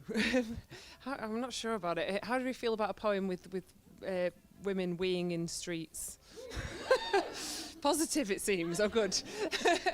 I'm trying to write a collection of short stories at the moment, or I'm thinking about doing that. And the theme for this collection is all the stories feature a woman in a pub or a bar on their own, drinking alone for different reasons. Because this came about because you're going to get a very long story now.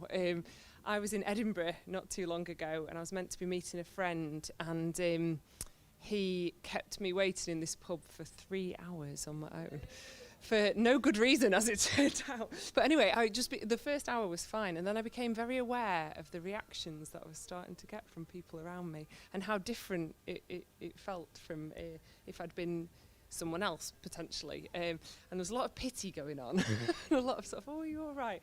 So I started thinking about how interesting it would be to write something that looked at, that kind of subverted that, and there'd be all kinds of... Anyway, I don't know why I'm telling you this, because I've not written this book yet. It's a pipe dream, but this came from the incident that kind of made it happen in a way. And it's set in a pub called the Mother Superior, which is a great name for a pub. So we're in Leith, we're in that kind of bit of Edinburgh, if you want to picture it. Although don't picture it too much, because as I say, there's quite a lot of street weeing going on. Mother Superior. You know that sense the year will never seesaw into spring? That's me, bar stool high inside the Mother Superior, white wine for one, 2 bearded guys undoing Jolene on guitar. Outside, sleet makes the walk invisible. My book is my disguise, but the redhead next to me leans out of her life to say, screw him, the night is young and you look beautiful. And I smile at the word look, it's grand impermanence. I'm sipping. God knows I'm too old for this, waiting for a man I once saw fit to urinate in front of, unself-consciously, past midnight, by the green bins on Iona Street. I sniff my wine glass, notes of peach, curdled regret. Dear reader, I can't stop trusting everyone, even you who I've never met. I like your ombre scarf. Do you want this seat until he comes? I need to know what you think of that woman's tote bag. Drink coffee, buy plants, repeat. And why she doesn't put it down even to eat. I'm fascinated by your mother's indifference. I want to know if you'd borrow this novel and who you think of first when you wake up. If you're in luck, I'll tell you about the child's fur-trimmed jacket I saw on the links earlier, tethered to the railings by a mitten string, swaying in the breeze above the low wall, and how I walked on, thinking, someone wants to earth us all. There I go again, deep in conspiracy, practically pulling my knickers down in the road beneath the tenements. Gutter piss, swift, unheard. I'll get a round in. No, not a word. Buy me one if we meet again. I think I see him now, all rugby shoulders and denim jacket. He's going to sit without apology and spend the next 12 minutes telling me he aspires to the condition of an island. Why don't you stay? Or better yet, just have my place. Deliver this message. I've fucked off, out into the ghoulishly cold night. I'm away with the foxes, the smokers, the Leith wind that wants to make a kite of me, if only I'd let it. Thank you.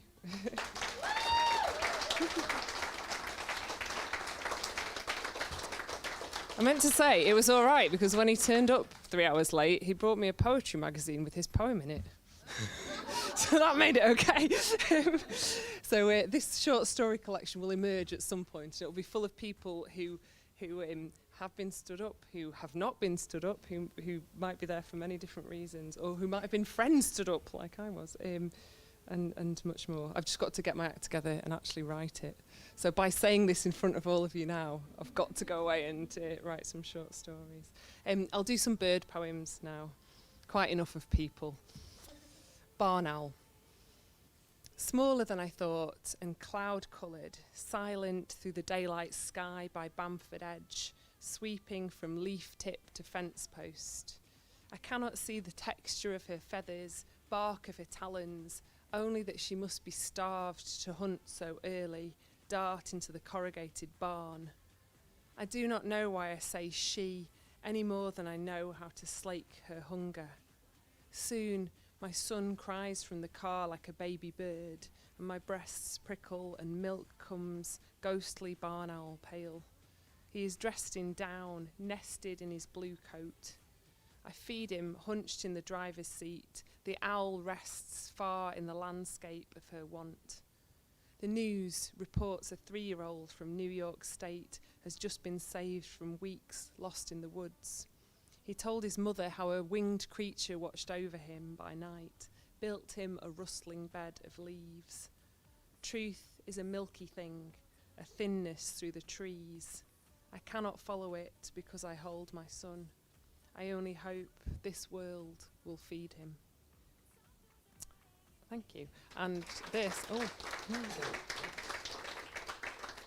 problem with having a lovely, lovely, kind audience that do lovely applause and having very short poems is that there might be as much applause as poem, because they're tiny poems. This is about robins and how they appear everywhere. It's for my friend who works in the studio, the tattoo studio just next door to here. If anyone is after a Sheffield tattoo, I recommend them. And they did Millie's tattoo, so definitely. And Susie's, oh, there we go, everywhere. So this is a poem about robins. Thanks to you, pal, I see robins everywhere. Beady Christmas harbingers, rosy baubles strung on thin air, making cold days feel important. And noticing, how could I not love them? How they only blush with their puffed out chests, spend seconds perching on the fence, no rest, they're too wicked, gossiping skywards, cocking their heads, not truly shy, just trading on mystery. I can't ignore the way they lead me down the garden path, making everything their element, bramble, earthworm, slate. How even now they pop up when they're most needed, least expected, stern flutter, shrug of it'll be right.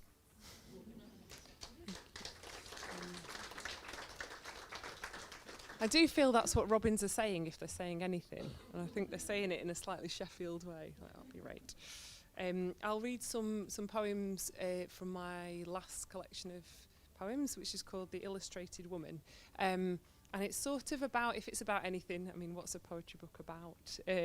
But it's sort of concerned with or preoccupied with maybe the gap between the ways we might seek to project ourselves or be in the world and the things that people project upon us, if that makes sense. So there's this quote that I became quite obsessed with by Antonio Porcia, where he says, in regards to writing, I know what I have given you, I do not know what you have received. And I was just thinking about that as a kind of a nice way of thinking about our ways of being in the world. Anyway, I'll read some, and I was using tattoos as a metaphor for that, I guess. The Illustrated Woman. An inventory of the subject's skin found that she was completely covered, not as a map covers the terrain, but as a river covers its stones. Yes, even the insides of her ears, even her labia, even the ridges of her back teeth. We know this to be impossible. It is as if she wanted to leave no room for anything to touch her. She was not tall, nor was she broad across the shoulders. Her mouth may have been small, but singling out her facial features was difficult. Such was the density of the ink that joined them. You might say she designed herself. Amongst the most impressive was a horse standing on its hind legs, rearing on her back, nostrils steaming. When he first examined her, The coroner reports he heard a noise, as if a great tree had fallen, a crash, and then a quickening, something not unlike the thunder of hooves. The next one in that sequence is a found poem, so the words aren't mine, only the arrangement is mine. And it comes from, I like to do sort of very scientific Google or search engine, others are available, based research when I'm thinking about a sequence or an idea. So I type in some of the terms that I'm interested in and I see what Google or other thinks that I am looking for. So I put in women with tattoos to see what it came up with. And one of the first things that came up was an article called What People Really Think About Women with Tattoos. And I always like those what people really think about things, because it's usually not very nuanced. Anyway, I found this piece and I put the words into a poem, which ended up being called A Well-Known Beach, because this was a phrase that kept coming up in the psychology study, a well-known beach. This study examined the approach behaviour of men to women lying on a well-known beach. The women were reading, well known, lying flat on their stomachs, some with a tattoo prominently displayed on their lower backs. On a well-known beach, women were reading flat on their well-known stomachs, some with a tattoo on their lower backs, some without. On a well-known beach, men were more likely to approach the women with visible tattoos, not because they found them to be more attractive, but because the women, well known, reading on their lower backs, because they believed the tattooed women, the men well known, the women lying on their flat stomachs, but because they believed the tattooed women would be more likely to have sex, well known, prominently displayed on their lower backs, more likely to have sex on the first date than their clear-skinned counterparts. Yes.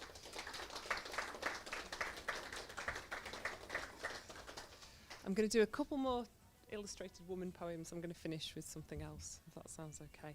I'm reading from my phone as well. People were talking about this earlier, and I don't know why I've got this notebook, because I'm not reading from it at all. It's just a prop so that there's paper and phone.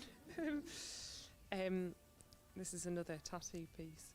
First, because your anger was a winter branch and your cottage all beams out of true, because you lost it when I laughed under my breath the time your staffy accidentally nutted you, lunging at a stick too big for her. See, you laughed as well. Because of the virginity you took and never knew, the meals you cooked with aubergine and parmesan that made me feel I could be your age. Because you let me undo my own buttons.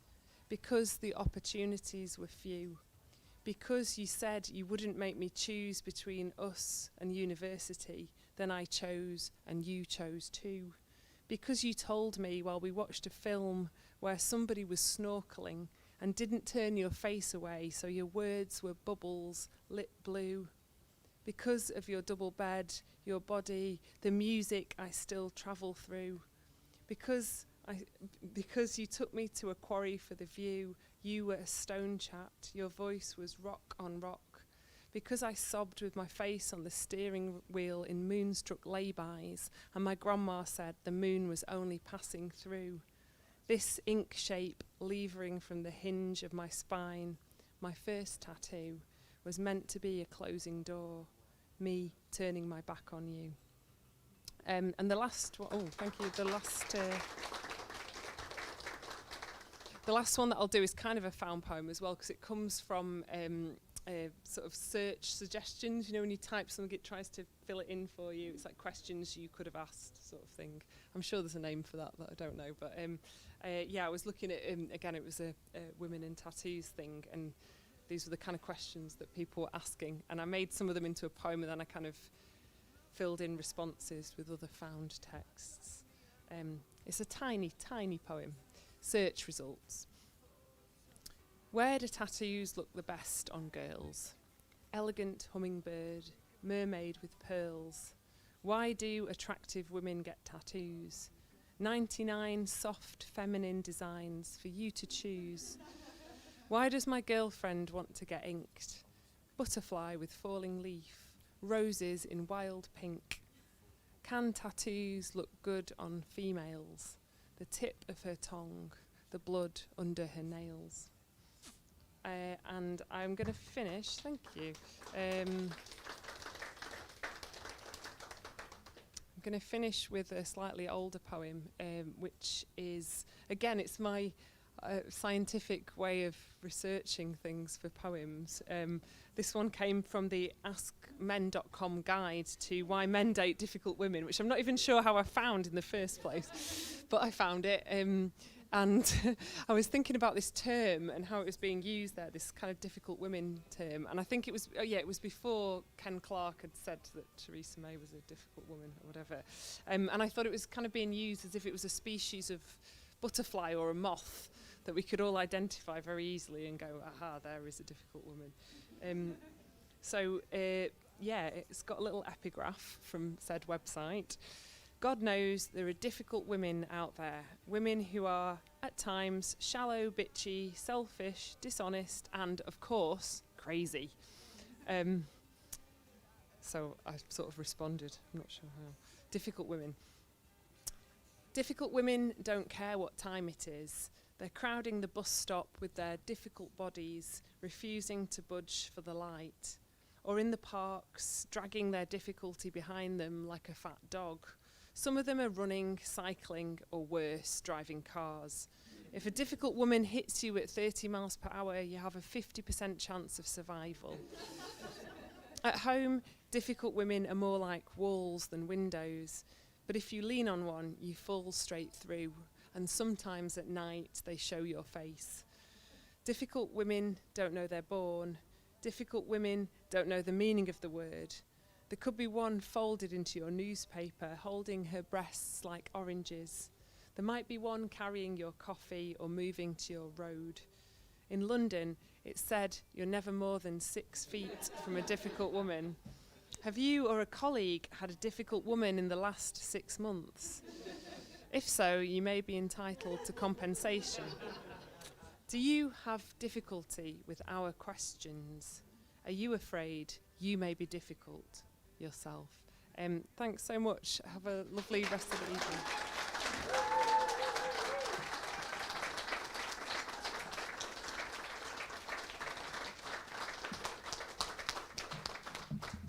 Yay. Thank you, Helen. That was amazing. Right, we have come to the end of our... Oh, no, I'm back to the start. We have come to the end of our poetry time. And we are going to have some music from Rosey PM, who is here, who I'm going to read a bio while she does some setting up. While Jevy and I were looking for a musician for this event, we had some recommendations, didn't we? And I think we both discovered, possibly on the same day, maybe even at the same moment, but in our respective houses, Rosey's baked potato song. I don't know if she's planning to do it, but but you don't have to, because you can all go and look it up. But I think that was a moment for us. We were like, oh yeah, it's baked potato time.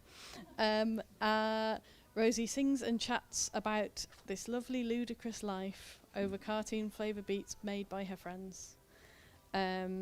Expect secret diary style hip hop, relatable pube based oversharing to a beat.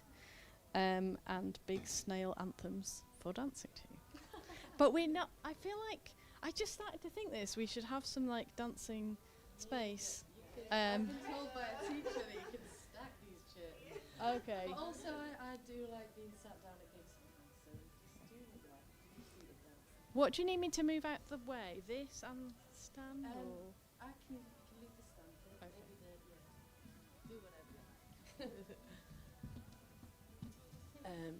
Hello, I'm Rosey PM, and I feel very, very honoured to be performing tonight, because that was great, and everyone who read was just amazing and very brave and very cool and powerful.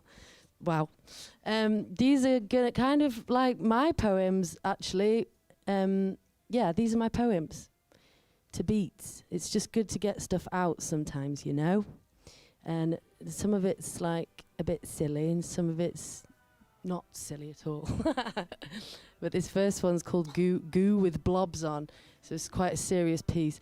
And actually, I'm going to use this one to actually promote the cafe that I run, which is on Devonshire Street, and I make all the food, and it's this is kind of about the food that I make. So everyone, I'll cook your lunch. You're going to have to pay for it, but please come to my cafe.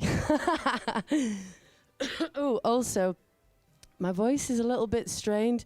I turned 30 on Monday, and my friends took me to see Robbie Williams live in concert at the Hardy Pick. It wasn't actually Robbie, it was AJ as Robbie Williams, but I was screaming.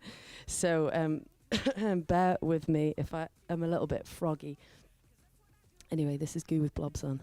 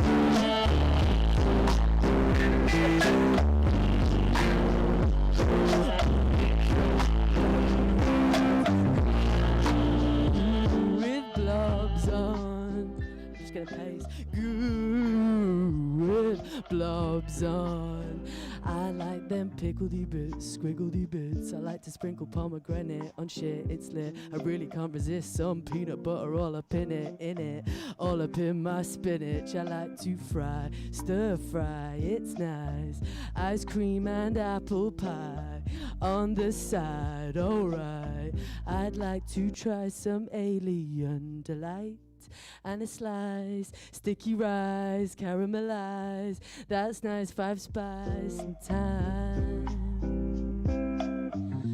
I guess I'm eating in tonight.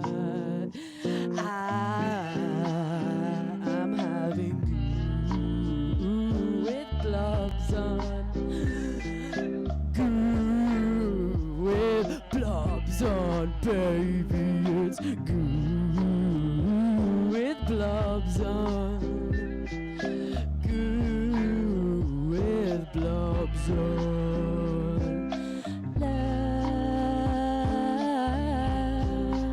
On the record, I play the flute in this bit, but I don't have my flute tonight.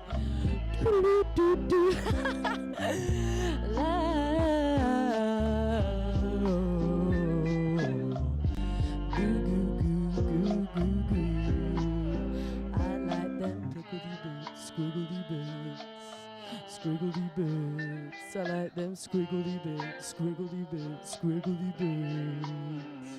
Thank you. Oh, I'm going to have a bit of water, which is neither goo or blob.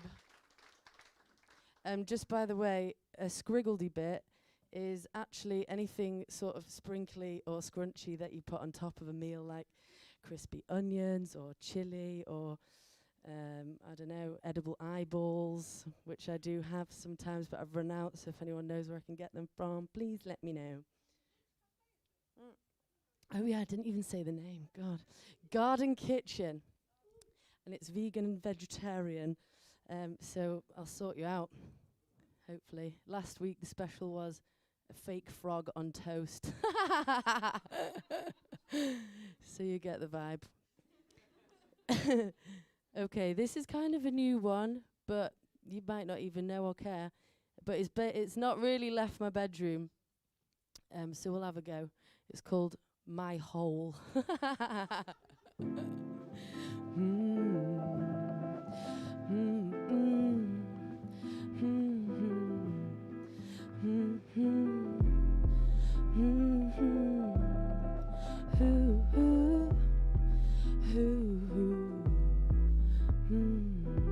Get up, go on, get out of your pit. Your face is all stung and you feel like shit. Your nose is all bung and you're through with it. Hole in your shoe, whole sock wet through, is it? Heart breaks a bit every time you visit. Heart aches for a better time, just live it. You've only got one life, baby, you're livid. You've only got one life, live it. I fall in a hole sometimes, and it's hard to get out my hole and shine. Whole sunshine, whole sunshine. I put myself out, I put myself on, I put myself up, I put my clothes on, I put myself first, I put up with it, I put up a fight and I put up with shit. I put up a fight and I put up with shit. You put up a fight and I put up with shit. I put out the lights, I shut up a bit. I put on some clothes and I look really fit. I look really fit, do I believe it? I'll go out tonight but I'm nervous a bit. I put myself through it, I put myself through it. This point in writing the song, I took a break, went about my day in a funny little way, opened up the cafe, and there was an actual hole in the floor. Anyway, I fell through it. Get up, go on, goo with blobs on. Go see what's inside that onion. Just flip the pea, change direction. Sit in cinema seats alone for reflection. Don't take the lot breaking sections. Don't try to attain perfection. All the memories are your protection. All the melodies show the affection. So when you feel like you're not getting it, just go.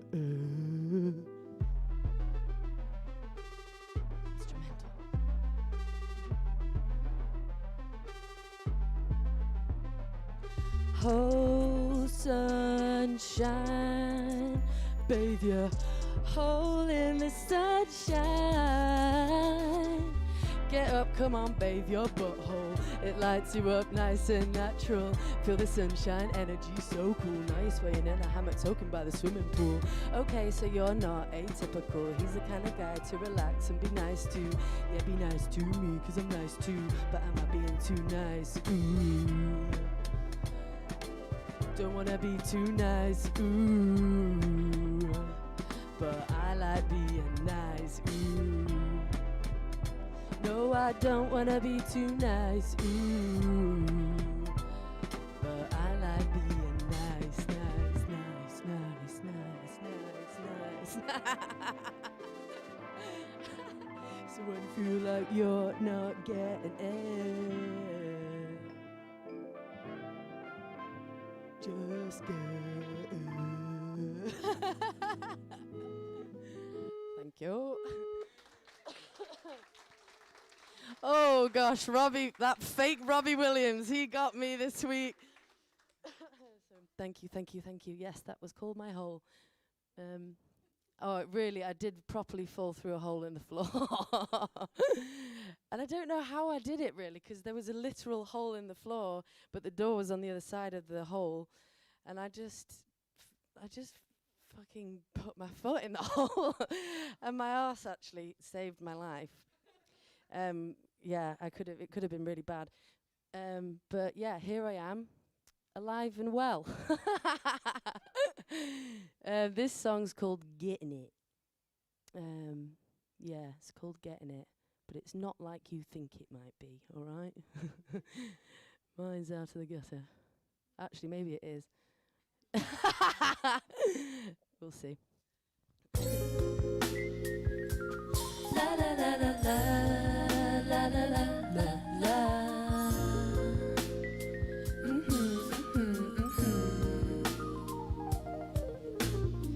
Staring at myself all day, I'm just checking. Keeping up to date on anything going on in my reflection. Now for everyone but me, perfections are in imperfections.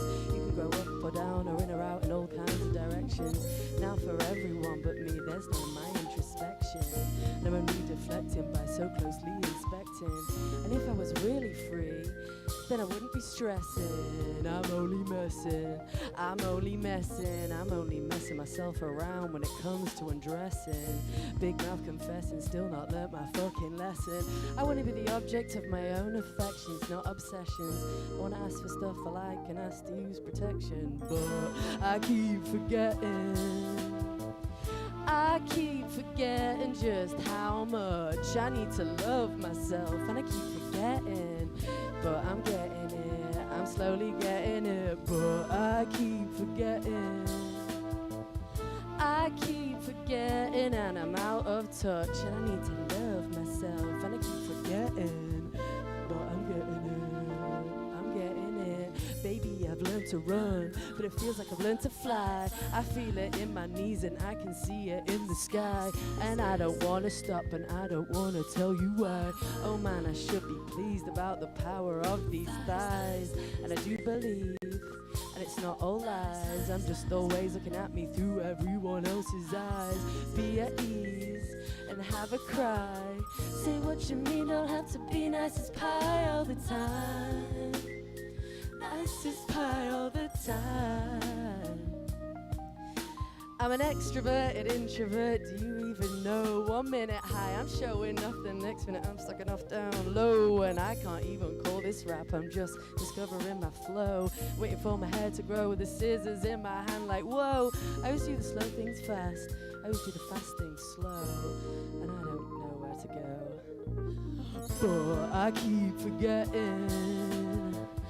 I keep forgetting just how much I need to trust myself, and I keep on letting, I keep on letting in, and I keep forgetting, and there's no use in regretting, no use in regretting, I'm just out of touch, and I need to love myself, and I keep forgetting, but I'm getting it, I'm getting it, I am kind of getting it now, thank God. There's a lot of work to be put into getting it, let me tell you. Thank you. I think you should all get it too.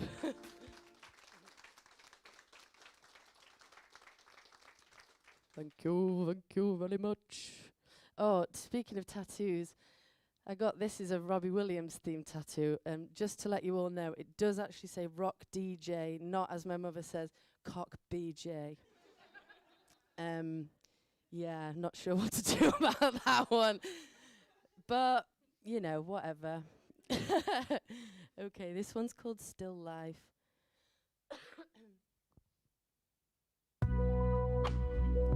La la la la la la la la la la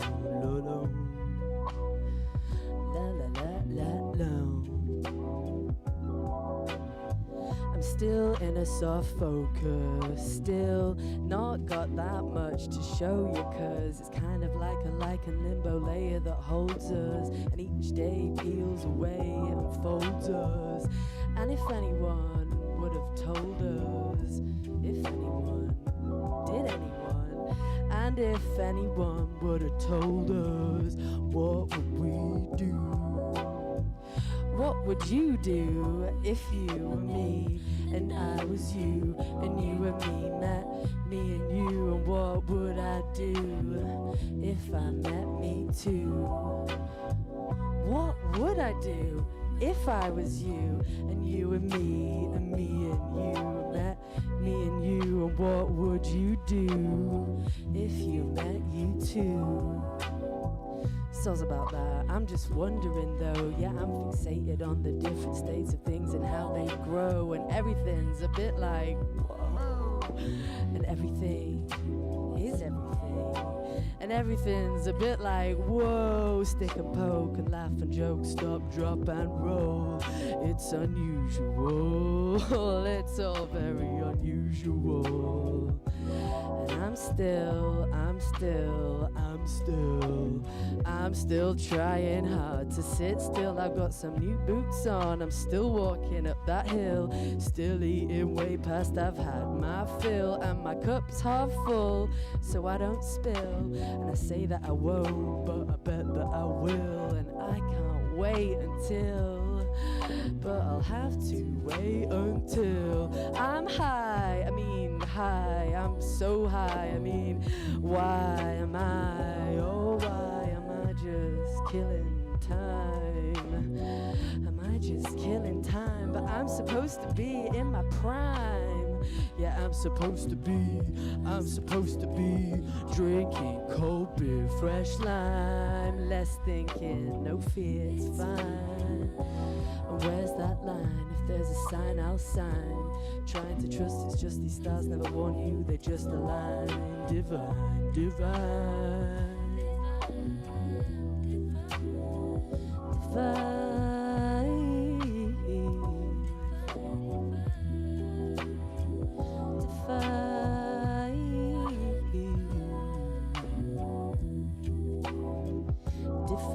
divine. Wonder how many laps of this stage I've done tonight. Thank you.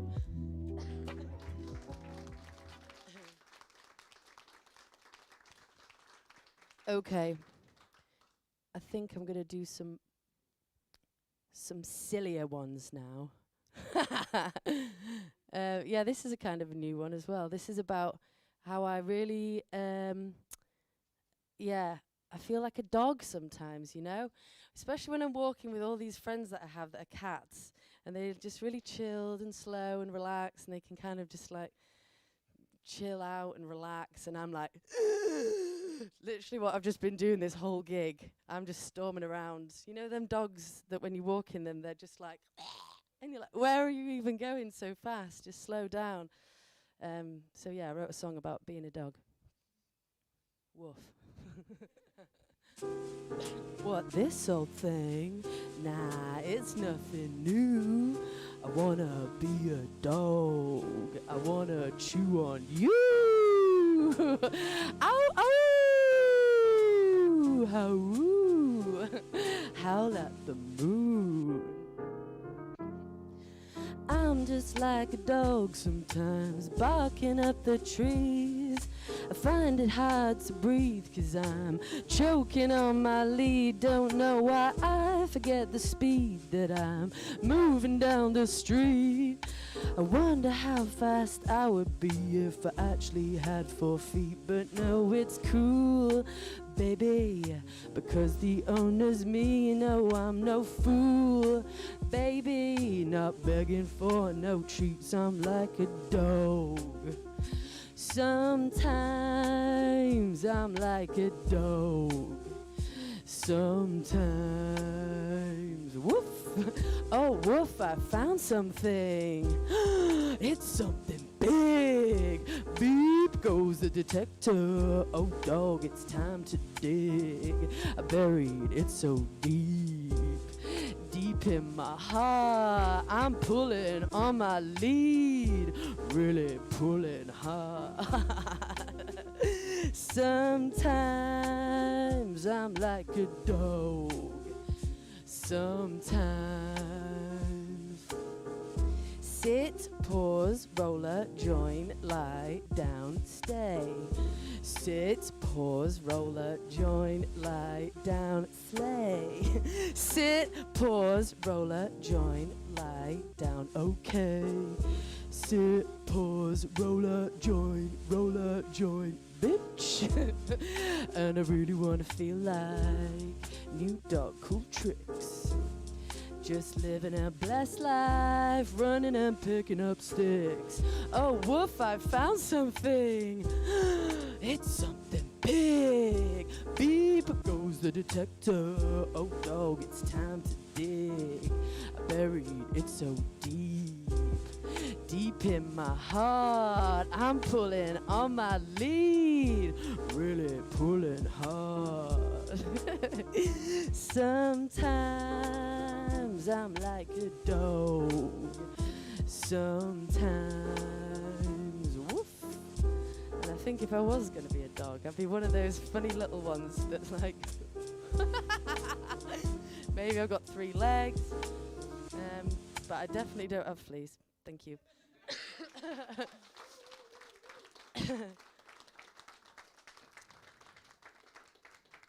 All right, it's time to overshare. This one's called leg hair. So this year's gonna be my second summer as a grown-up that I've allowed myself to wear shorts in the summer with my leg hair on display. It's taken me a long time, and to be honest, still sometimes there's a stupid narrative in my brain when I'm walking down the street and I'm thinking, oh God, oh no, I've got really hairy legs, what are people going to think? But yeah, I think I'm nearly over it now and I don't give a rat's. So here they are in all of their glory, my father's legs. And they take me everywhere. So yeah, if you're worried about having hairy legs, just don't be. No, it's not. Yeah, no, just don't be. Anyway. I'm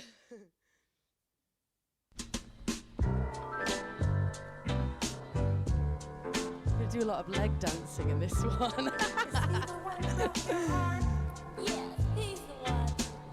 I wanna be head over heels, but I'm still trying to wrap my head around my legs and how they feel. I've been growing hair there for years, it's not a big deal. Fuck it, rip him out before he comes round for more appeal. Wait a minute, that's not fair, that's not real. So I grow him out and show him off, see how it feels. But instead of skipping off, I'm skipping meals. And I don't know why I still feel this way. It's been a long time. And I know that I'm divine, yes I'm divine. Still it's instilled in me, leave it behind.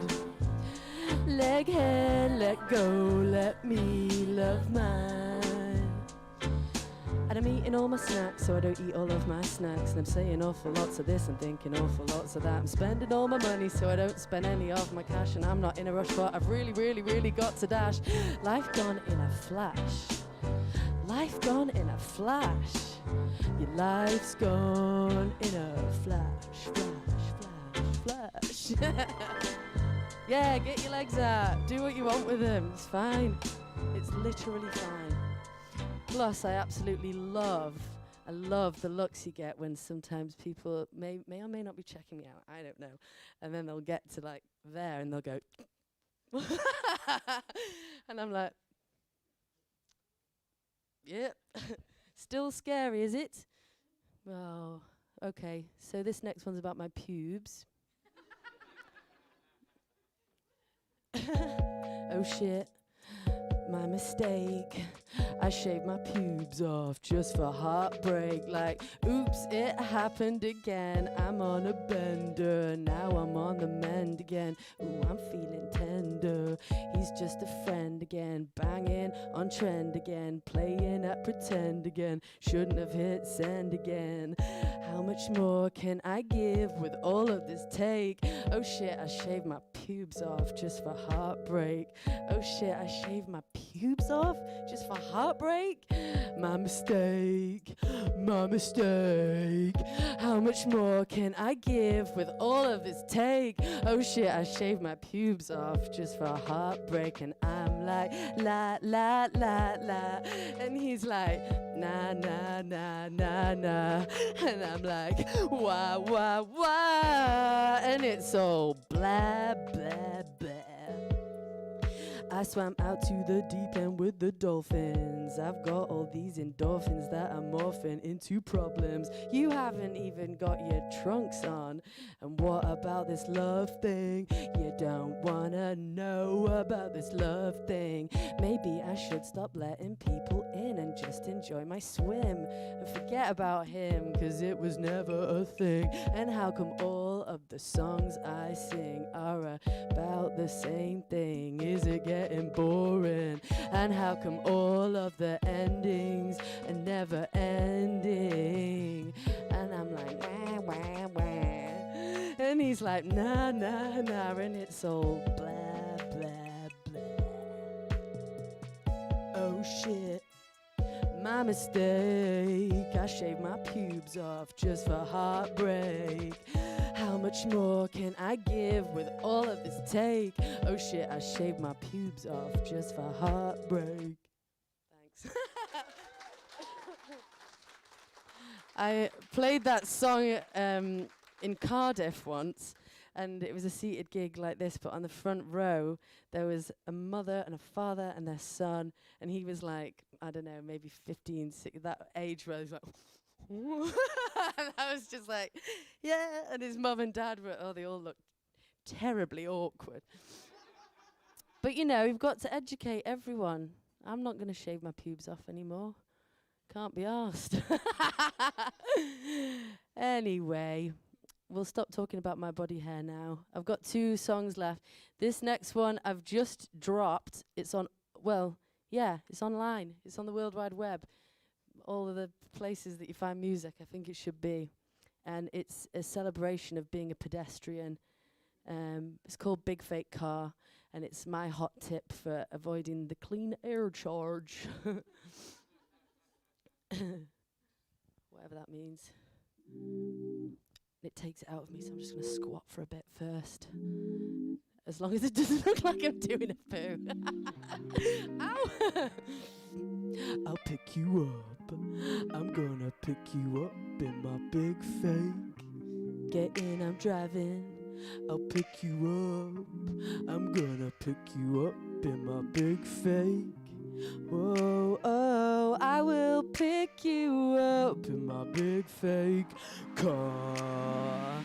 Listen, I don't drive, but I'll pick you up in my big fake car. It's an I've forgotten the words. It's a green dot duster. Oh, oh, I will pick you up in my big fake car. Oh, oh, I will pick you up in my big fake car.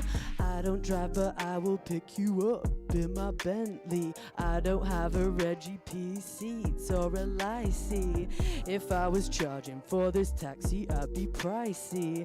But I'll be taking rides for free because I'm nice. Gonna have to clear your schedule. When you're with me, don't need petrol. This wagon is powered by vegetables. Automobiles drinking minerals. Hot wheels are spinning around on this minibus, megabus. If there's a lot of us all getting out of us, Cadillac size of a whale. Would you look at us? Oh, oh, I will pick you up in my big fake car. Oh, oh, I will pick you up in my big fake car. Check out the size of my boot. Pulling up, skinning up. Check out the size of my zoo. I'll pass it around every one of us. I'll have a puff. A chauffeur like me can't be all fuzzy cuz a chauffeur like me is driving a fake limousine. I'm in no hurry, love. Stretched out the front seats tinted. I feel so minted. Picking up my friends in my Austin. It's nothing, you can all hop in. Let's spin, it's costing me nothing. Where do you want dropping? Maybe I'll pop in. Just a minute, maybe, baby, I'll stop in. Pop the hood and take a look if there's a problem. Ain't no stopping me, BFC, big fake car thing. Oh, oh, I will pick you up in my big fake car. Oh, oh, I will pick you up in my big fake car.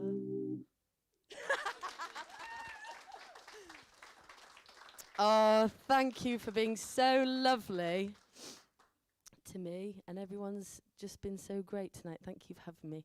I've got one more song left, and this is a true story about it's very lockdown now, thinking back. I used to live on my own in a studio flat, and I found a snail in my kitchen and decided that it was mine to keep. Made it a little pen, a snail pen, which had loads of cool stuff in it, and this fucking snail just wanted out. But anyway, I wrote a song about it first, and it's called Mayo because I found it on a mayonnaise bottle. Anyway, thank you for having me. This is my last song. I'm Rosey PM. Legends. You're all legends. So yeah, I went back into the kitchen, and just there, on the mayonnaise bottle, was a tiny little snail. I see you in my kitchen, baby. Yes, I see you, but do you see me? 'Cause you're so small, I could have accidentally eaten you for my tea. 'Cause you're so small and alone. I wonder how you got up here into my home. Maybe you got here stowed away on a vegetable. I don't know, but I think you're incredible. I'm gonna call you Mayo because that's where I first saw you today, oh. And I really hope that you can stay, oh, you little snail. My baby Mayo. Yeah, I've got loads of veg in my fridge. I've got radishes and spinach. I've got this image of me and you eating dinner. But wait a minute, I'm just glad you came to visit. Oh, little snail, oh, baby Mayo. I think it's about time we heard what you got to say, oh. So take the stage, little snail. Tell us a tale. I'm the snail. Oh, I'll tell you a tale about a little baby with a shiny trail and a pretty little shell. It's me, little Mayo. I made my ascent up to your room, swept away on a lettuce head. I was dazed and confused, so I sat on a condiment, and that's where our eyes first met. Thanks. Everybody get home safe.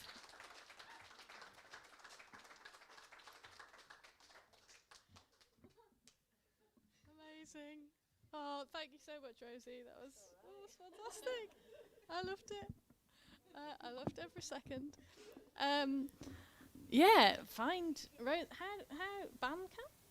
So Bandcamp, what's the other one? I don't know what that is. But Rosie spelled with an E-Y. Yeah. So, hello. Yeah, so Bandcamp and beyond.